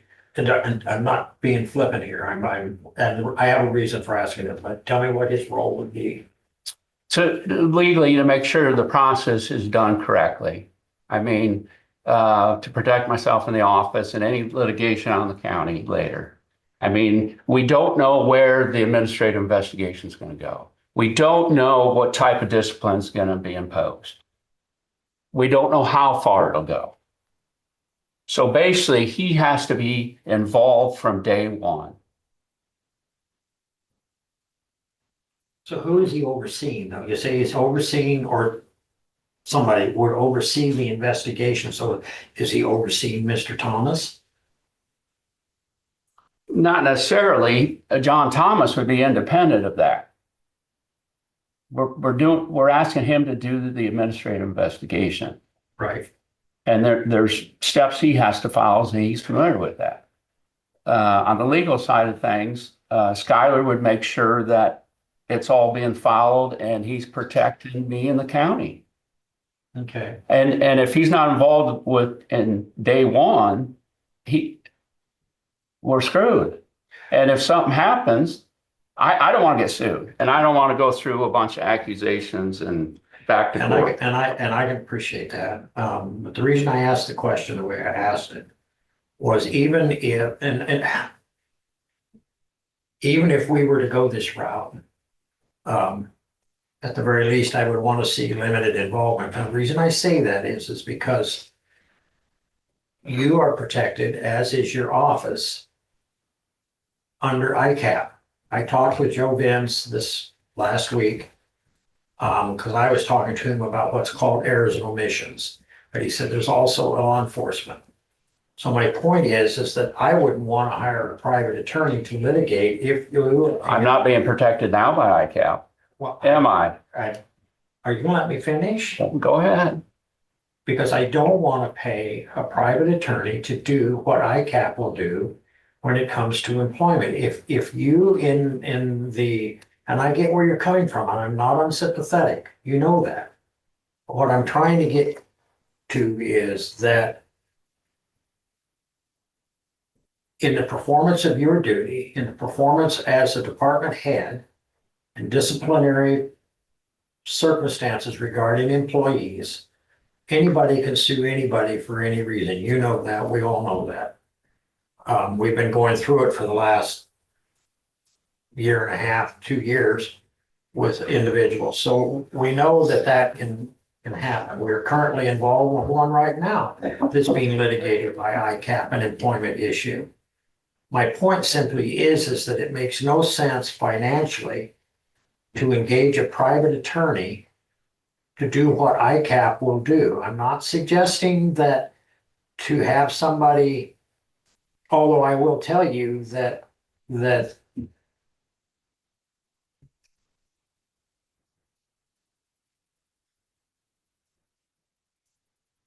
there may be some advantages to having somebody on site, or whatever you want to call it, in real time, because ICAP wouldn't get involved until the actual imposition of a lawsuit or whatever took place.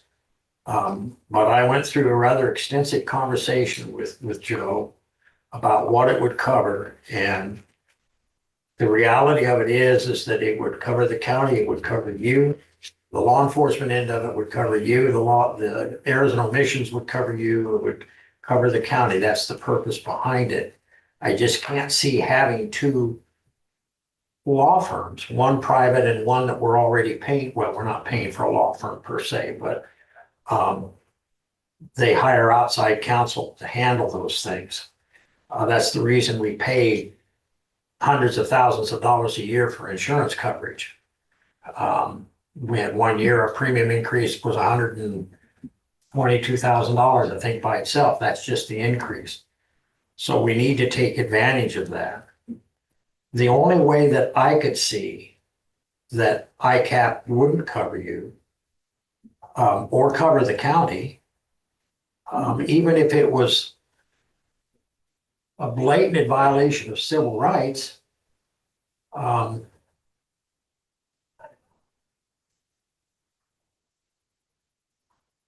not even sure even at that, even if it was misconduct, I'm not sure that ICAP wouldn't take the case.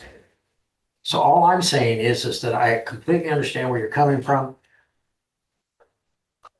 But it makes no sense to me moving forward, you know, if there was if Mr. Lincoln, however you pronounce it, was there to oversee the administrative investigation that was performed by John Palmas to make sure everything's, and you said the Officer of the Bill of Rights, right? Make sure that that was being, I can see that, but I think if we get to a point where, and I would not be at all surprised to see if the circumstance comes about, the lawsuit was filed, I wouldn't be surprised. And I don't think that that's indicative of anything that you would have done or not did, or that was fair or unfair or anything like that. I just think it's in the nature of the beast, quite frankly. In other words, what I mean by that is that I think that even when you have an agreement that you won't, and they do. Okay, so the point is that I don't think, I know you think it's a reflection upon you, and I understand that, and I know public perception, and I understand that. But what I'm saying is that I wouldn't be the least bit surprised if it happens anyway, just because it is what it is. We're going to meet here in next week or sometime with an individual in a closed session as a result of something that had nothing to do with, in terms of doing anything wrong, but we got sued anyway, right? And so that's where I'm confident that ICAP will step up in that regard. As far as the administrative end of it, or the administrative end of it, the overseeing He would oversee the legal side of things. the administrative investigation. But I think at some point we would have to cut that off, because I think ICAP would step in and would cover. That's all I'm saying. Can I say something? Sure. Or you read a few lines from an email that I had sent you. I don't know if you feel like if you're necessary to say all the things that I'm saying to you in an email, basically expressing my frustration that I got a phone call from an outside lawyer who doesn't represent Jefferson County, asking me questions about things that you and I hadn't talked about yet. So that's my frustration, is that there's information being given to me by an attorney that doesn't represent Jefferson County. I represent you. My ethical duty is to represent you, your office, and this county. That's my job. That's what I'm sworn to do. And learning information about concerns of yours from an attorney that doesn't represent us was what that email was about. So I certainly hope you don't feel that that is improper, but what is improper is to be sharing that stuff with outside counsel. So I am frustrated that you and I haven't had this conversation. But I want to reassure you, my ethical obligations are to protect you. You have an attorney on this. 311.756 sub 6 and sub 7 both oblige me to protect you and your office from any employment matters and represent you in these things. So I stand here ready to do that. I asked you if you need legal counsel and legal advice on this administrative matter. You told me no.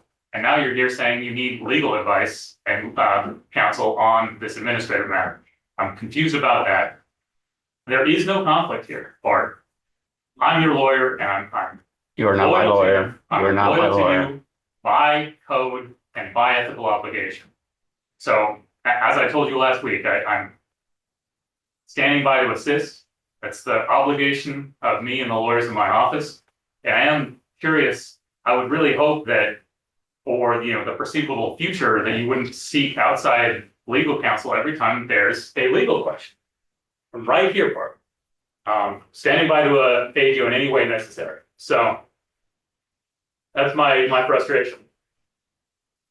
We're going down the same road we did over a year ago. We're going down the same path. Same thing all over again.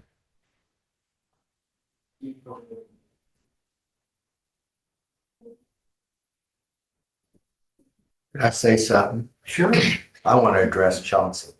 I can't believe what you just said. You're in litigation with him, but you want to represent him. I can't believe you think that way. Joe, I'm sorry. I know that.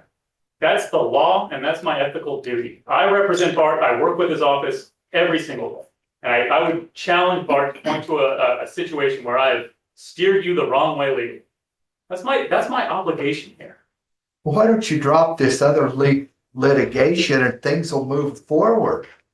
I'd be scared to death to be in his shoes right now. I'm sorry. I'm not out to get Thing Bart. is, I don't know how he can even give advice on a code section that he calls unconstitutional and vague.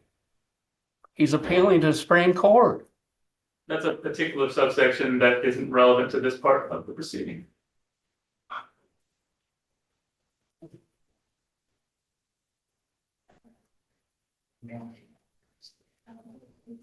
I'm not going through it again. And I owe it to the employees of the sheriff's office and my family that I'm not doing it again. Bart, And I didn't do it to begin with. Like I said, it was all false accusations. Bart, there's no accusations here. This is an employment matter. I'm the employment I lawyer for just the county. noted some false accusations in your email. You read 2 words at a time. Read the whole email if you want to make an accusation, Bart. Well, the supervisors have the email. This is the conundrum.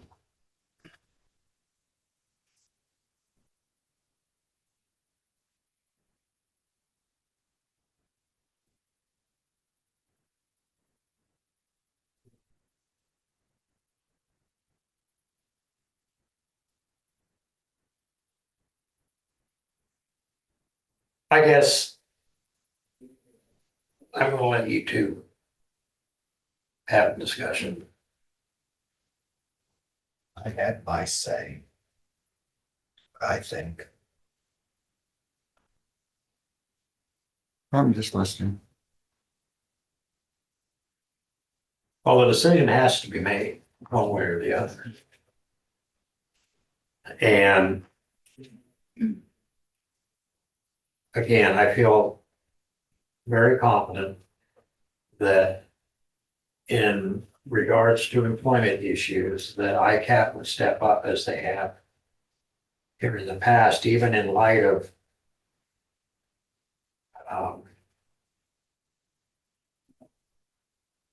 ongoing, what I would term frivolous lawsuits, but I guess it may not be to the people that filed them, but nonetheless. They get involved now. Will they get involved now? Well, I kept getting involved. Yeah. In this particular instance. Yeah. He said he would. I point blank asked him. Right now.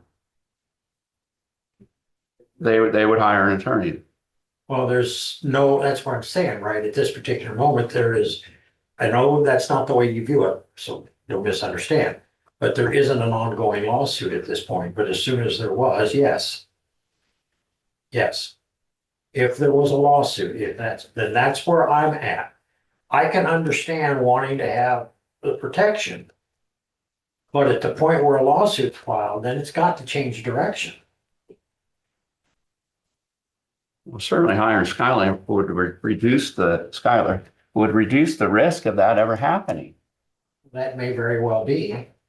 But that's what I'm saying is that if it does have in reality, nothing reduces the risk because anybody can sue for anything for any reason at any time. And especially when they view when they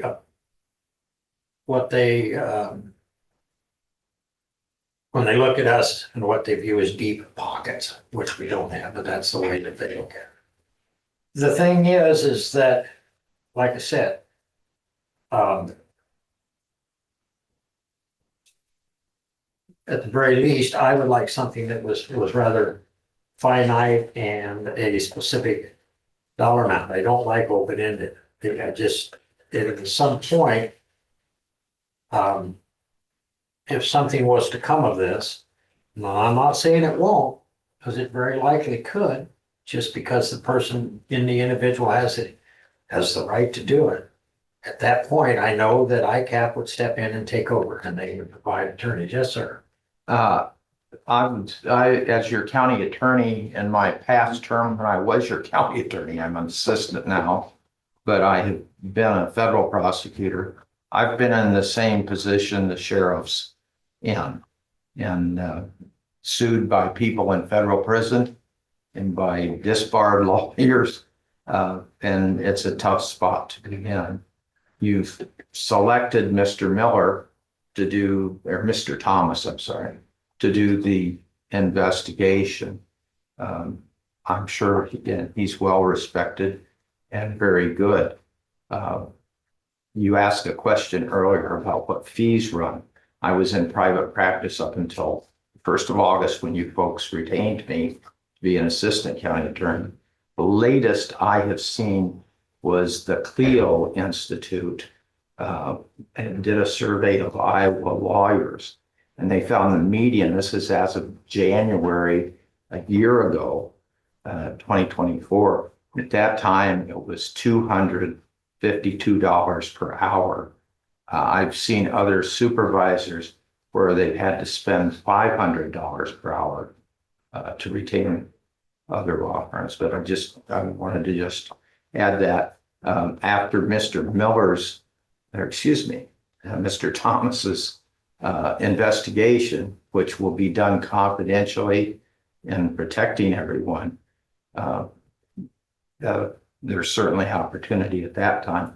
But I don't know that when a person's doing an investigation, someone else can intervene in that investigation. But I just wanted to. It's a tough decision. Understand. Well, that's why I asked the question earlier about, where would Mr. Limkerman be in that process? Well, His rate is $250, okay. but he just what I sent me mean a is- text that it'd be limited representation, whatever that means. Say that again. It'd be limited representation.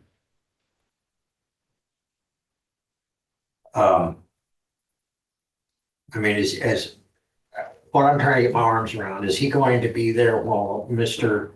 Thomas is doing? He would oversee John and the process. And is he an employment attorney? Which principally represents police officers in litigation against municipalities. That's his main job. Okay.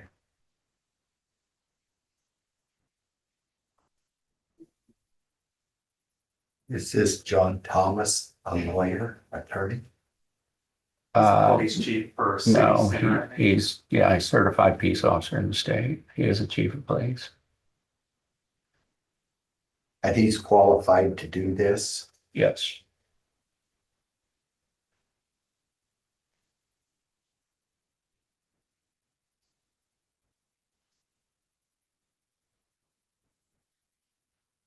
See, any idea how many hours, Bart? Skylar said, I'm a municipal defense attorney. I'm sorry, what? He says, I'm a municipal defense attorney.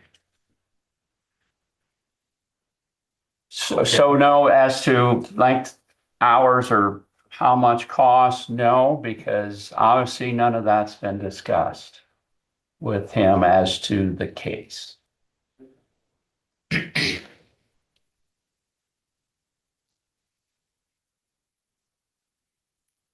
And it depends, and yeah, if it gets to where it's appealed, whatever, litigated, ICAP will take over that.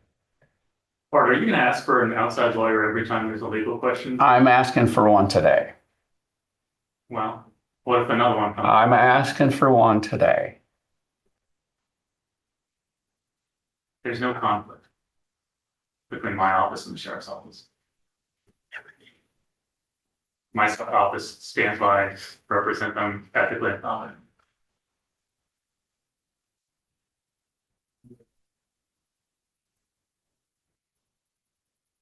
this is a blank check that we're writing to the sheriff to hire outside counsel for any question that comes up. Completely unnecessary.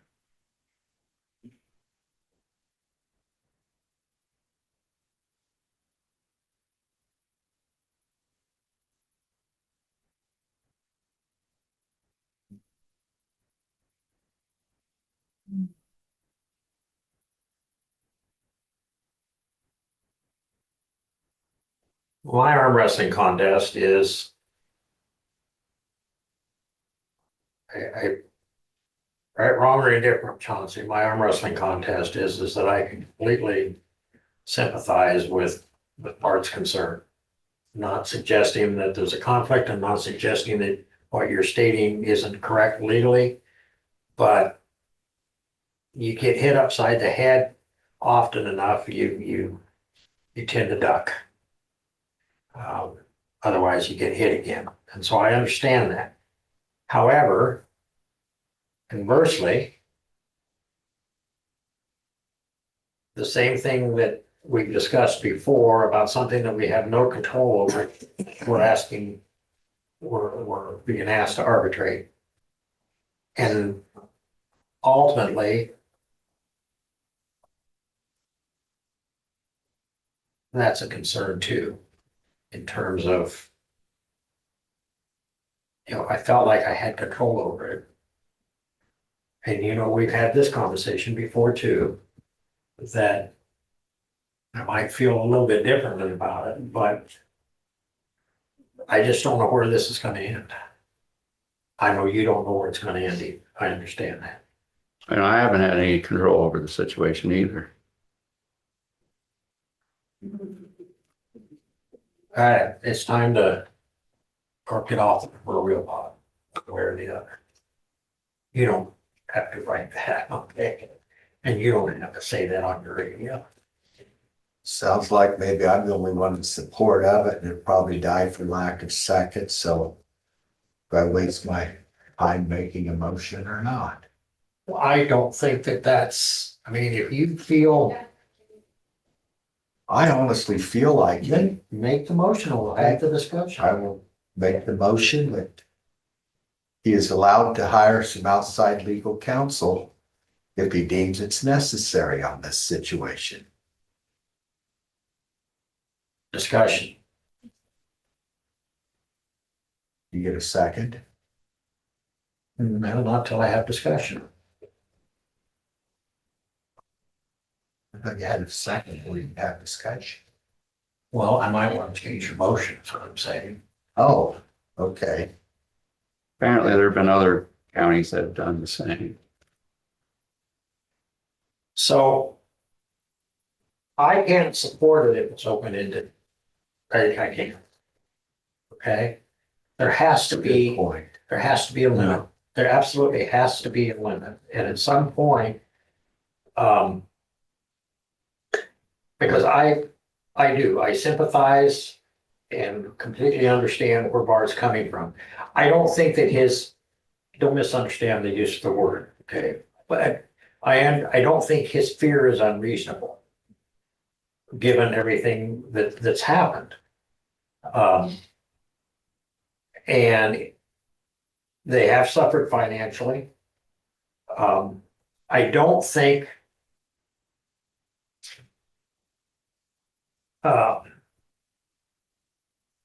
the county itself will be protected regardless. ICAP, through the errors and omissions and so we'll be protected.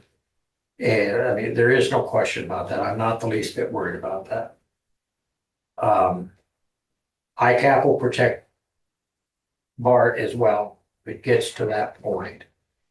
But making sure the process is a reasonable request, but I just don't think it can be open-ended.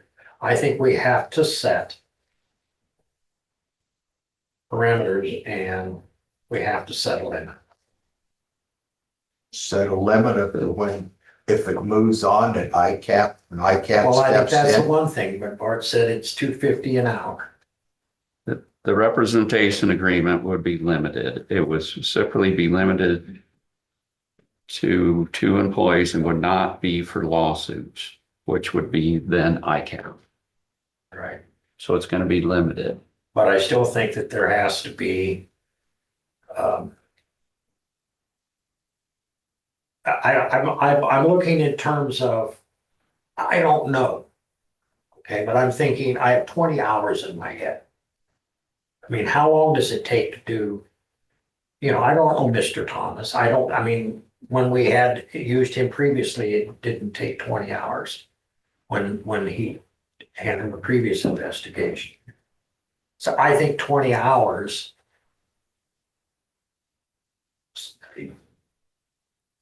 That's $5,000. That's my take. At $250 an hour. I mean, and he's giving advice. It's not like we're gonna be writing legal briefs and all that stuff. Right? I mean, I'm just saying that at some point, we have to be responsible on the other end of the equation as well. But we also have a responsibility to protect our employees and our elected That's why we officials. hired Chelsea. That's why we have Darcy. That's why we have Christie. That's why they went and took all that training. They are our HR. They protect us in that regard. One of the employees will have civil service protection, and then there was the other thing you said, the officers' Bill of Rights or something. Right. Yeah. Okay, I don't know if that applies to the one employee or not that's in one area as opposed to a deputy. I'm not trying to get The too. Officer Bill of Rights cover is for both. Okay, perfect. I didn't want to get too deep in the weeds that part in that regard. So I would amend your emotion. I would amend your motion. Limited to 20 hours.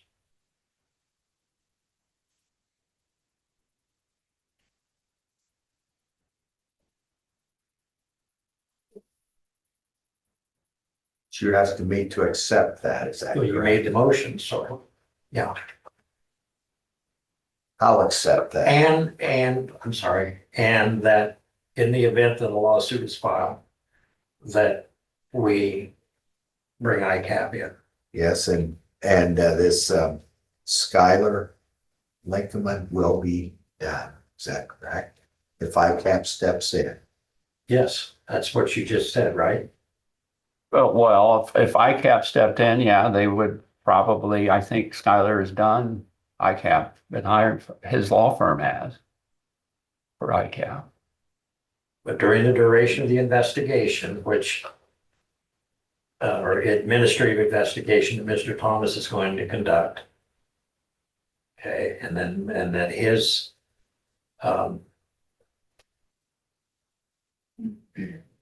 presence during that time, Mr. Limkerman. Okay, so my amendment to you. He should be kept brought up to speed as it goes along, correct? I presume so. That's what we're looking at. If we hire him, he will be sitting back, listening to everything. Yep, and oversee John and everything. Okay, will he have any input then, or just basically be listening? Well, that's hard to answer. I don't know. Yeah, it would Okay. be. I don't know. I mean, if he's making sure that the T's are crossed and the I's are dotted, if he says, Joe, you forgot to dot an I. I mean, Okay. so That's the way I'm taking it, Yeah, I yes. I would assume that there would be some input, Probably. you know. We want to make sure that those T's are crossed, those I's are dotted. And Yes. again, this would be no reflection upon you or upon your office or upon Mr. Thomas or anybody else. If we got notice of a lawsuit, don't color me surprised, okay? I would be surprised if it doesn't happen, to be perfectly honest with you. I'm not so concerned about that as just, you know, I don't know where it's gonna go, you know, what discipline's gonna be imposed, if any. You know, I mean, Well, obviously they there's can some- appeal to civil service, they can appeal after that, even to district court. If And at that they point, didn't agree with what I did. right, and at that point, you know, ICAP you know, but the other thing is, I just really lost my train of thought. Oh, there is some situations that before it can move forward, that has to be determined in another meeting, correct? Out west. Charges that were brought. Okay, what, I guess I don't understand what you're asking. Well, that has to be adjudicated before we can move forward with the other, right? We can move forward with the administrative investigation. Irregardless. I don't believe any discipline can be imposed until after resolution, Okay, if that makes sense. okay, perfect. Anyway. So you accept the amendment to the motion? Did you write that down? I did. Okay, would you be so kind as to So read it back? just Yep. To hire outside legal counsel if he deems it necessary on this situation, and to limit it to 20 hours, and that in an event of a lawsuit being filed, we bring ICAP in. Do you need Skylar's name in there, the Skylar Lincoln's name in there for outside counsel? Was it one of the things? So just to clarify, 20 hours total or 20 hours per employee? At this point, 20 hours total. Okay, just want to clarify that. I thought there was something else I said, but okay. Obviously, not, or you would have written it down.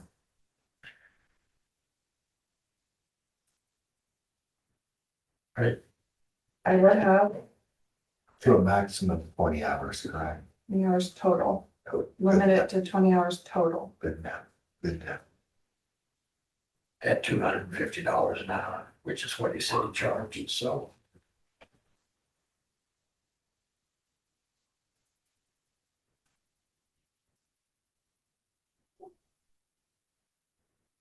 So that's your motion. Yes, it is. I'll second your motion. Any more discussion?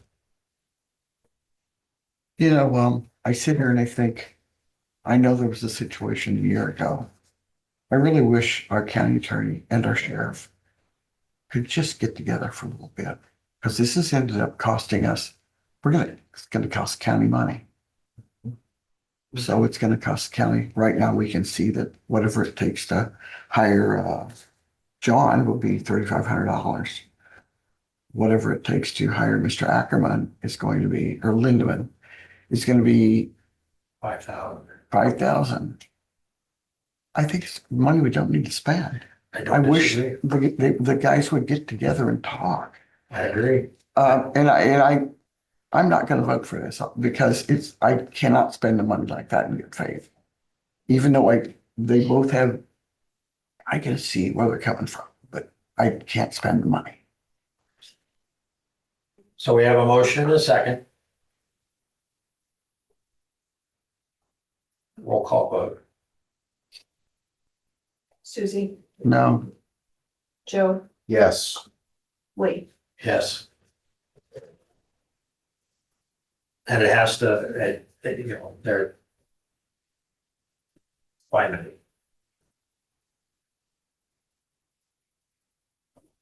Committee reports.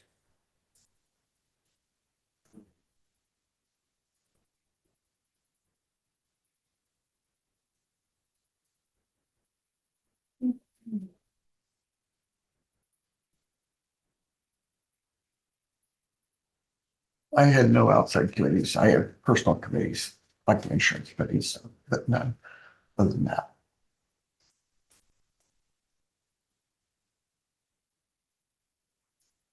Oh. I had traction Thursday last week.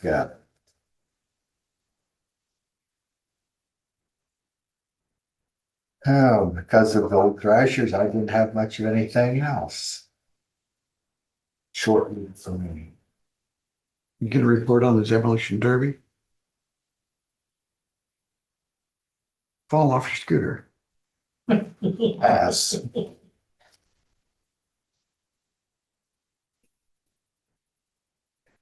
That was good. I don't know what she's talking about. Thank you, Joe. Thank you for that. Can I use that lever and open that trap door? Okay. It's under you. No, it's under you. I made sure of Oh, that. go ahead, go ahead. Just bring you all up to speed. I don't think I had any meetings last week, but,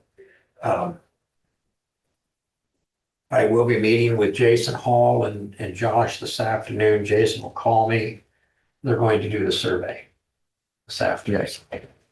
I think I sent it all to you. I think I did. I think you did, yeah. $1,300 up to Yes, $1,300. yes, it did.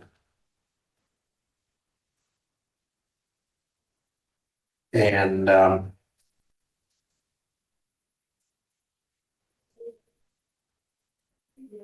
so public comments, Joe. Okay, thanks. Public comments. That's the first, isn't it? Well, I'm home over there. People give up, I think. Well, I'm going to take this opportunity to support Susie's comment. And I've said it before, and I'm sure you're tired of hearing it, Chauncey. And I'm not meaning it in any disrespectful sense whatsoever. But, you know, I agree with what Susie just said. I wish. I apologize, I stepped out I had to run up the court for 2 minutes. Yeah. Did I miss something? Oh, she just said that she wished that you guys could get together. Yeah, every opportunity I've made that clear. It's costing us money every, Did you guys hire an outside lawyer for the sheriff? We limited it to 20 hours. And if ICAP steps in, then that's the end of it. Okay. During the administrative investigation. I'm confused. Is the board intending to just hire lawyers for the sheriff anytime a question of legal issue come up? This is it looks that way. my It gives my me problem. problems. I can't, this is what I'm trying to convey. If I were in his shoes, and I'm glad that I'm not, but if I were in his shoes, I can't say I wouldn't feel like he feels, and You can feel any way though. I have an obligation to protect him. yeah, I know, and I don't doubt that you would take your obligation to the fullest extent that was required. I don't doubt that, but so back to what I said before, this is just so convoluted. I can't even tell you. I mean, from his perspective, And what does this represent? Is this to represent sheriff personally? Because I still represent the sheriff's office and his position as sheriff. So this is, again, you guys, I hate to tell you this, you might be making new ground here, brand new statute.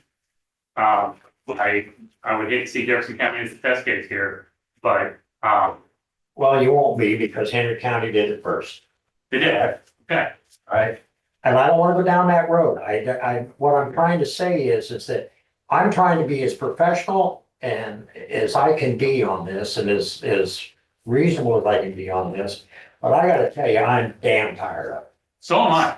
And The sheriff clearly doesn't like me, can't even look me in the eye when we're having a Well- conversation, but I still have obligations to him. I So- get that. But how do you square what he just said in all honesty? That he spent $54,000. Well, You did. no, we only spent the 40. Okay, he spent an additional $14,000 because you decided to appeal because you believe that there is a constitutional argument. But for whatever reason, it's costing him financially. You cannot, in my estimation, I don't think any reasonable person can look at that and say, well, I don't understand why he's gun shy. As the three of you, I'm sure, can recognize, I've been trying to sit down with the sheriff and mediate through the problems he has working with my office for over a year. I've been met with ignored emails, blank stares, and staring at the wall. He won't even look me in the eye and have a Okay, conversation. so let's, for sake of argument, and I'm not suggesting you'll win, lose, or it'll be a draw, but let's, for sake of argument, the Supreme Court says, you're wrong. Then is there further litigation? I'm not gonna presuppose the Supreme Court. See, there you go. It doesn't end. And that's what I'm trying to say is that there is zero benefit to Jefferson County. There's no benefit to Joe. There's no benefit to Ed. There's no benefit to me. You're asking me to guess what the Supreme Court's gonna say. No, that's not what I said. I said, for the sake of argument, if the Supreme Court said, there's no case here, does it end there? It depends what they say. Their rulings are 30 pages for a reason. They don't just say, case closed. Okay. Yeah. So that says it won't end there. Not necessarily. If there is an opening, I'm sure it'll be taken. That's my point. At what point do we step up? We don't have any authority to step up and say this has to end. But by the same token, let's put ourselves in the position that we find another elected official in. I don't know whether he did something wrong or not. The court said, the first court said, take his name off the list. We chose not to do that. And we decided to appeal it. Okay, I don't know whether the first court was wrong or not, but we went through the process. And this can go on. No disrespect to lawyers, but lawyers have the ability to go on and on and on. Like, the sheriff is conflating these two issues and they're extremely independent. Well, but you can't blame an individual for conflating the two issues. Because in his mind's eye, it's all about the first employee. Now we're back with a potential having to discipline another one or two. And All the facts are basically out there on this. This was not an employee discipline issue. This was a fact, the sheriff was fighting facts from my office. well, It's that's, not about discipline. And again, we're not conflating the two issues. This is completely separate. well, again, I cannot fault him for, like I said, being gun shy. Whether he's right or wrong, whether you're right or wrong, in my estimation, I feel like it's at some point, it's like, okay, if you're not gonna play by my rules, I'm gonna take my ball and go home. That's what I feel like. Yes, sir. One of the Supreme Court justices in the past, I think he was from Jefferson, Iowa, not Jefferson County. But he said, we are not final because we're right. We are right because we're final. But in there, they will make rulings on all parts of what the judge said. And that's the only way to find out what the law means. And there are constitutional obligations upon lawyers. You can be sued in federal court just as easily. And County Attorney Molding has tried to do his best. I wouldn't come to work here if I wasn't concerned with that. I have nothing against the sheriff. He's got a right to defend his rights too. But the county attorney is uniquely qualified. He's selected by the voters of this county. And he has to do his duty. And it's sometimes being a lawyer is kind of unpopular and it's kind of difficult. You gotta sit in this chair. I understand. I've advised the supervisors before. I'm glad I'm not one. You know, and evidently the legislature thought that there were some issues too. And there's nothing, in my estimation, there's nothing gray in this at all. It says a board of supervisors may, with a majority vote of the board, obtain outside counsel to represent the board of supervisors or any other county official. Definitely. Yeah, that's black and white. It's damn right it's black and white. So the And question is, are you authorizing an outside counsel to represent the sheriff personally? Because I had to call Skylar and basically talk to him about this case, and I'm not really clear where his representation lies. What I will tell you, in my humble opinion, which carries zero weight, it says county official. Mhm. Doesn't say county offices. Right. That's my take. That's what we did. Because we have representation from both. Not arguing that point.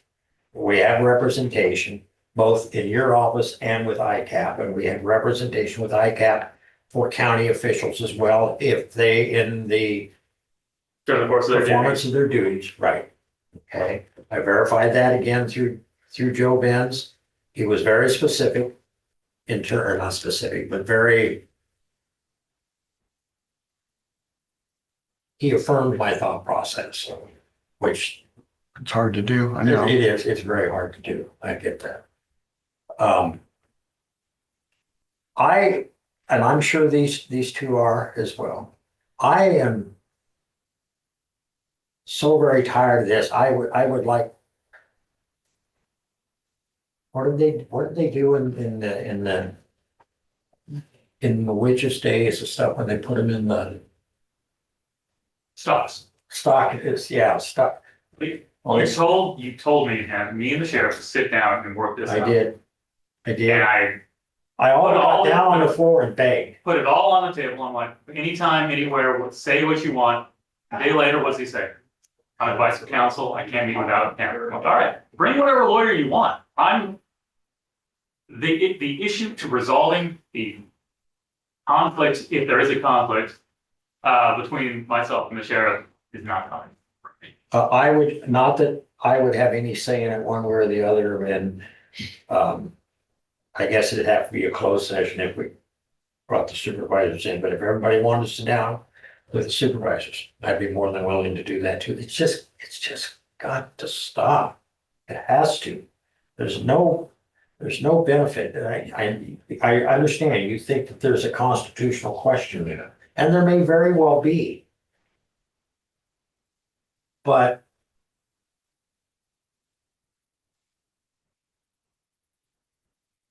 What's unsustainable is just hiring outside legal counsel for every question that comes up on the part of the sheriff. I work with his Okay, office so every let's- single day. okay, you're right. But let me ask you another question. Let me ask it this way. Okay, he and or slash his attorney are having to respond to whatever everybody files on a constitutional issue. So if the two of you were to sit down, and let's say that you came to an amenable conclusion, and you say, okay, I'm going to withdraw my appeal that I filed in the Supreme Court, does the constitutional issue go away? I'm not really sure what we're asking.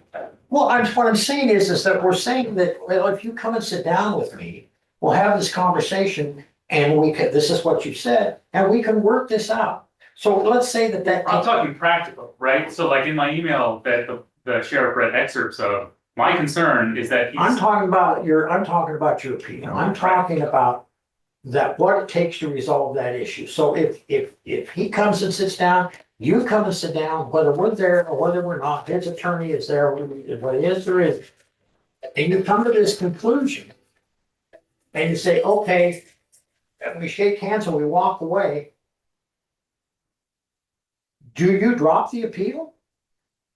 And if you do drop the appeal, does the constitutional question go away? the constitutional concerns that I have about that portion of section 80F stand, that is a very questionably constitutional provision. Okay, My issues with operating on a day-to-day basis with the sheriff when he's not providing information and sending information to lawyers that don't represent the county that I haven't heard, that's separate. That, I have grave concerns about that. okay. So you resolve that. Yes. Do you take him off the list? And if you win your constitutional argument, do you put him back on the list? That's his question. That's my question. Where does this stop? The sheriff's on the Jefferson County Brady Giglio list because there are concerns over his candor and credibility when relating with my office and hiding information. Right. His behavior today has not alleviated those concerns. All right, but if you had that, what I'm trying to get to, and I'm not doing a good job here, I guess because I'm not an attorney, what I'm trying to get to is that if you had a conversation and you say, yes, okay, I screwed up, okay, yeah, I had some culpability in this, let's put it behind us, let's move on, we shake hands. You take his name off the list, now maybe you want to pursue the constitutional issue, but his financial obligation, his legal obligation, does that go away? I don't know. So what do you expect him to do?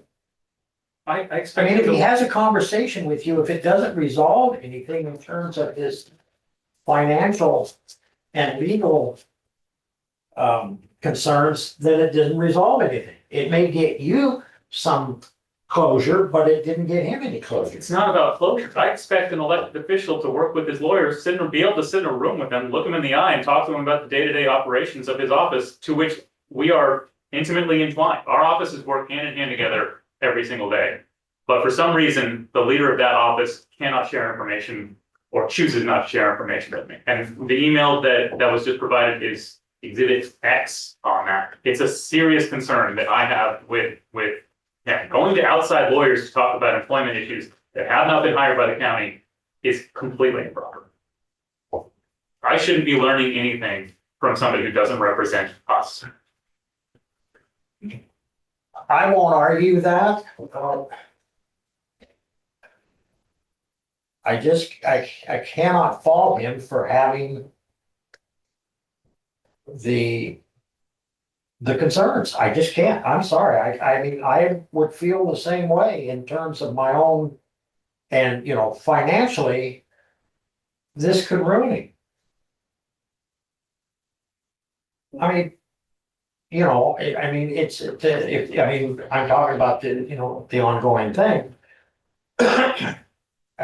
We've hashed this, but it's not, I don't know how it's going to get resolved. I don't know if the Supreme Court will resolve it. I don't know if the Supreme Court resolves it, whether you'll accept what the Supreme Court says, but I don't know if I don't even know if you're gonna appeal the Supreme Court. I have no idea. But Well, it certainly wouldn't hurt for us to sit in a room together and try and figure out where we can work smoothly together. Because what's completely unfair to the Jefferson County taxpayers is to keep hiring lawyers every time the sheriff doesn't like the answers that his elected county attorney provides. That's it. There is no conflict here. if there was any way, and if Mr. Gribble wanted to be here, I would like for the three of us to be involved in it. I don't know whether you guys want to be involved in it or not. But anything we can do to put a stop to this. I mean, I know on the one hand, you can say, well, you didn't have, you're right, you didn't. But on the other hand, I can't not be sympathetic to his plight. I don't know, I just so freaking fed up with it that I would have never, ever in 100 years ever expected this to come out of Jefferson County. Never. I did this for 12 years before I came here. We didn't have these kind of problems. And it just absolutely boggles my mind that we're here. I'm disappointed. I don't like the look that it presents to the outside world, so to speak, let alone, as you indicated, Chauncey, and that Susie indicated, the money that we spent. That's why I insisted this time that it had to be, there'll be no coming back.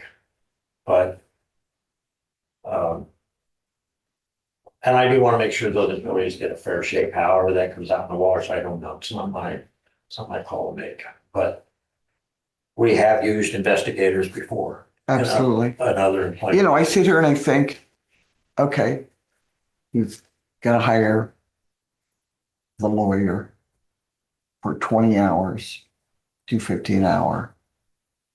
We've got our own basis of workforce advisors here, Christy and Darcy. And Chelsea is still on retainer, for lack of a better word.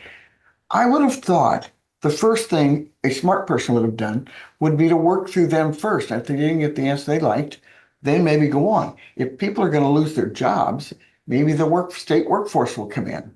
You know, why do we always have to start with the Well, I do know railroad? he indicated that he spoke with Chelsea. I don't know if he spoke with you and Darcy, Nope. but I know he spoke with Chelsea. Mhm. I'm just saying, I say I know that because I asked him. that hiring of that should have been the last resort. We all need to work within the system rather than just coming here and wanting us to pay for something. But, and I agree with you. You have no idea how much I agree with you. Write that down, would you? Yeah, go ahead. Would you write that Yeah, down? I agree with you. But the question is, if you're the person that feels that the system is screwing you, how do you work within the system? How do you convince that person that no, and this is not to be disrespectful, because I don't want it, I said to you two the other day, I said, I consider you both dear friends, and Oh, no.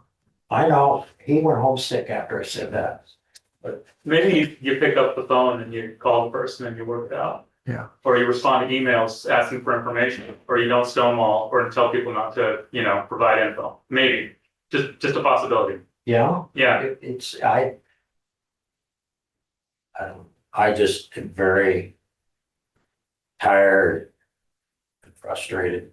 And I sometimes just hate for downright us to angry. start out with step 10 and not go through 1 through 9 first.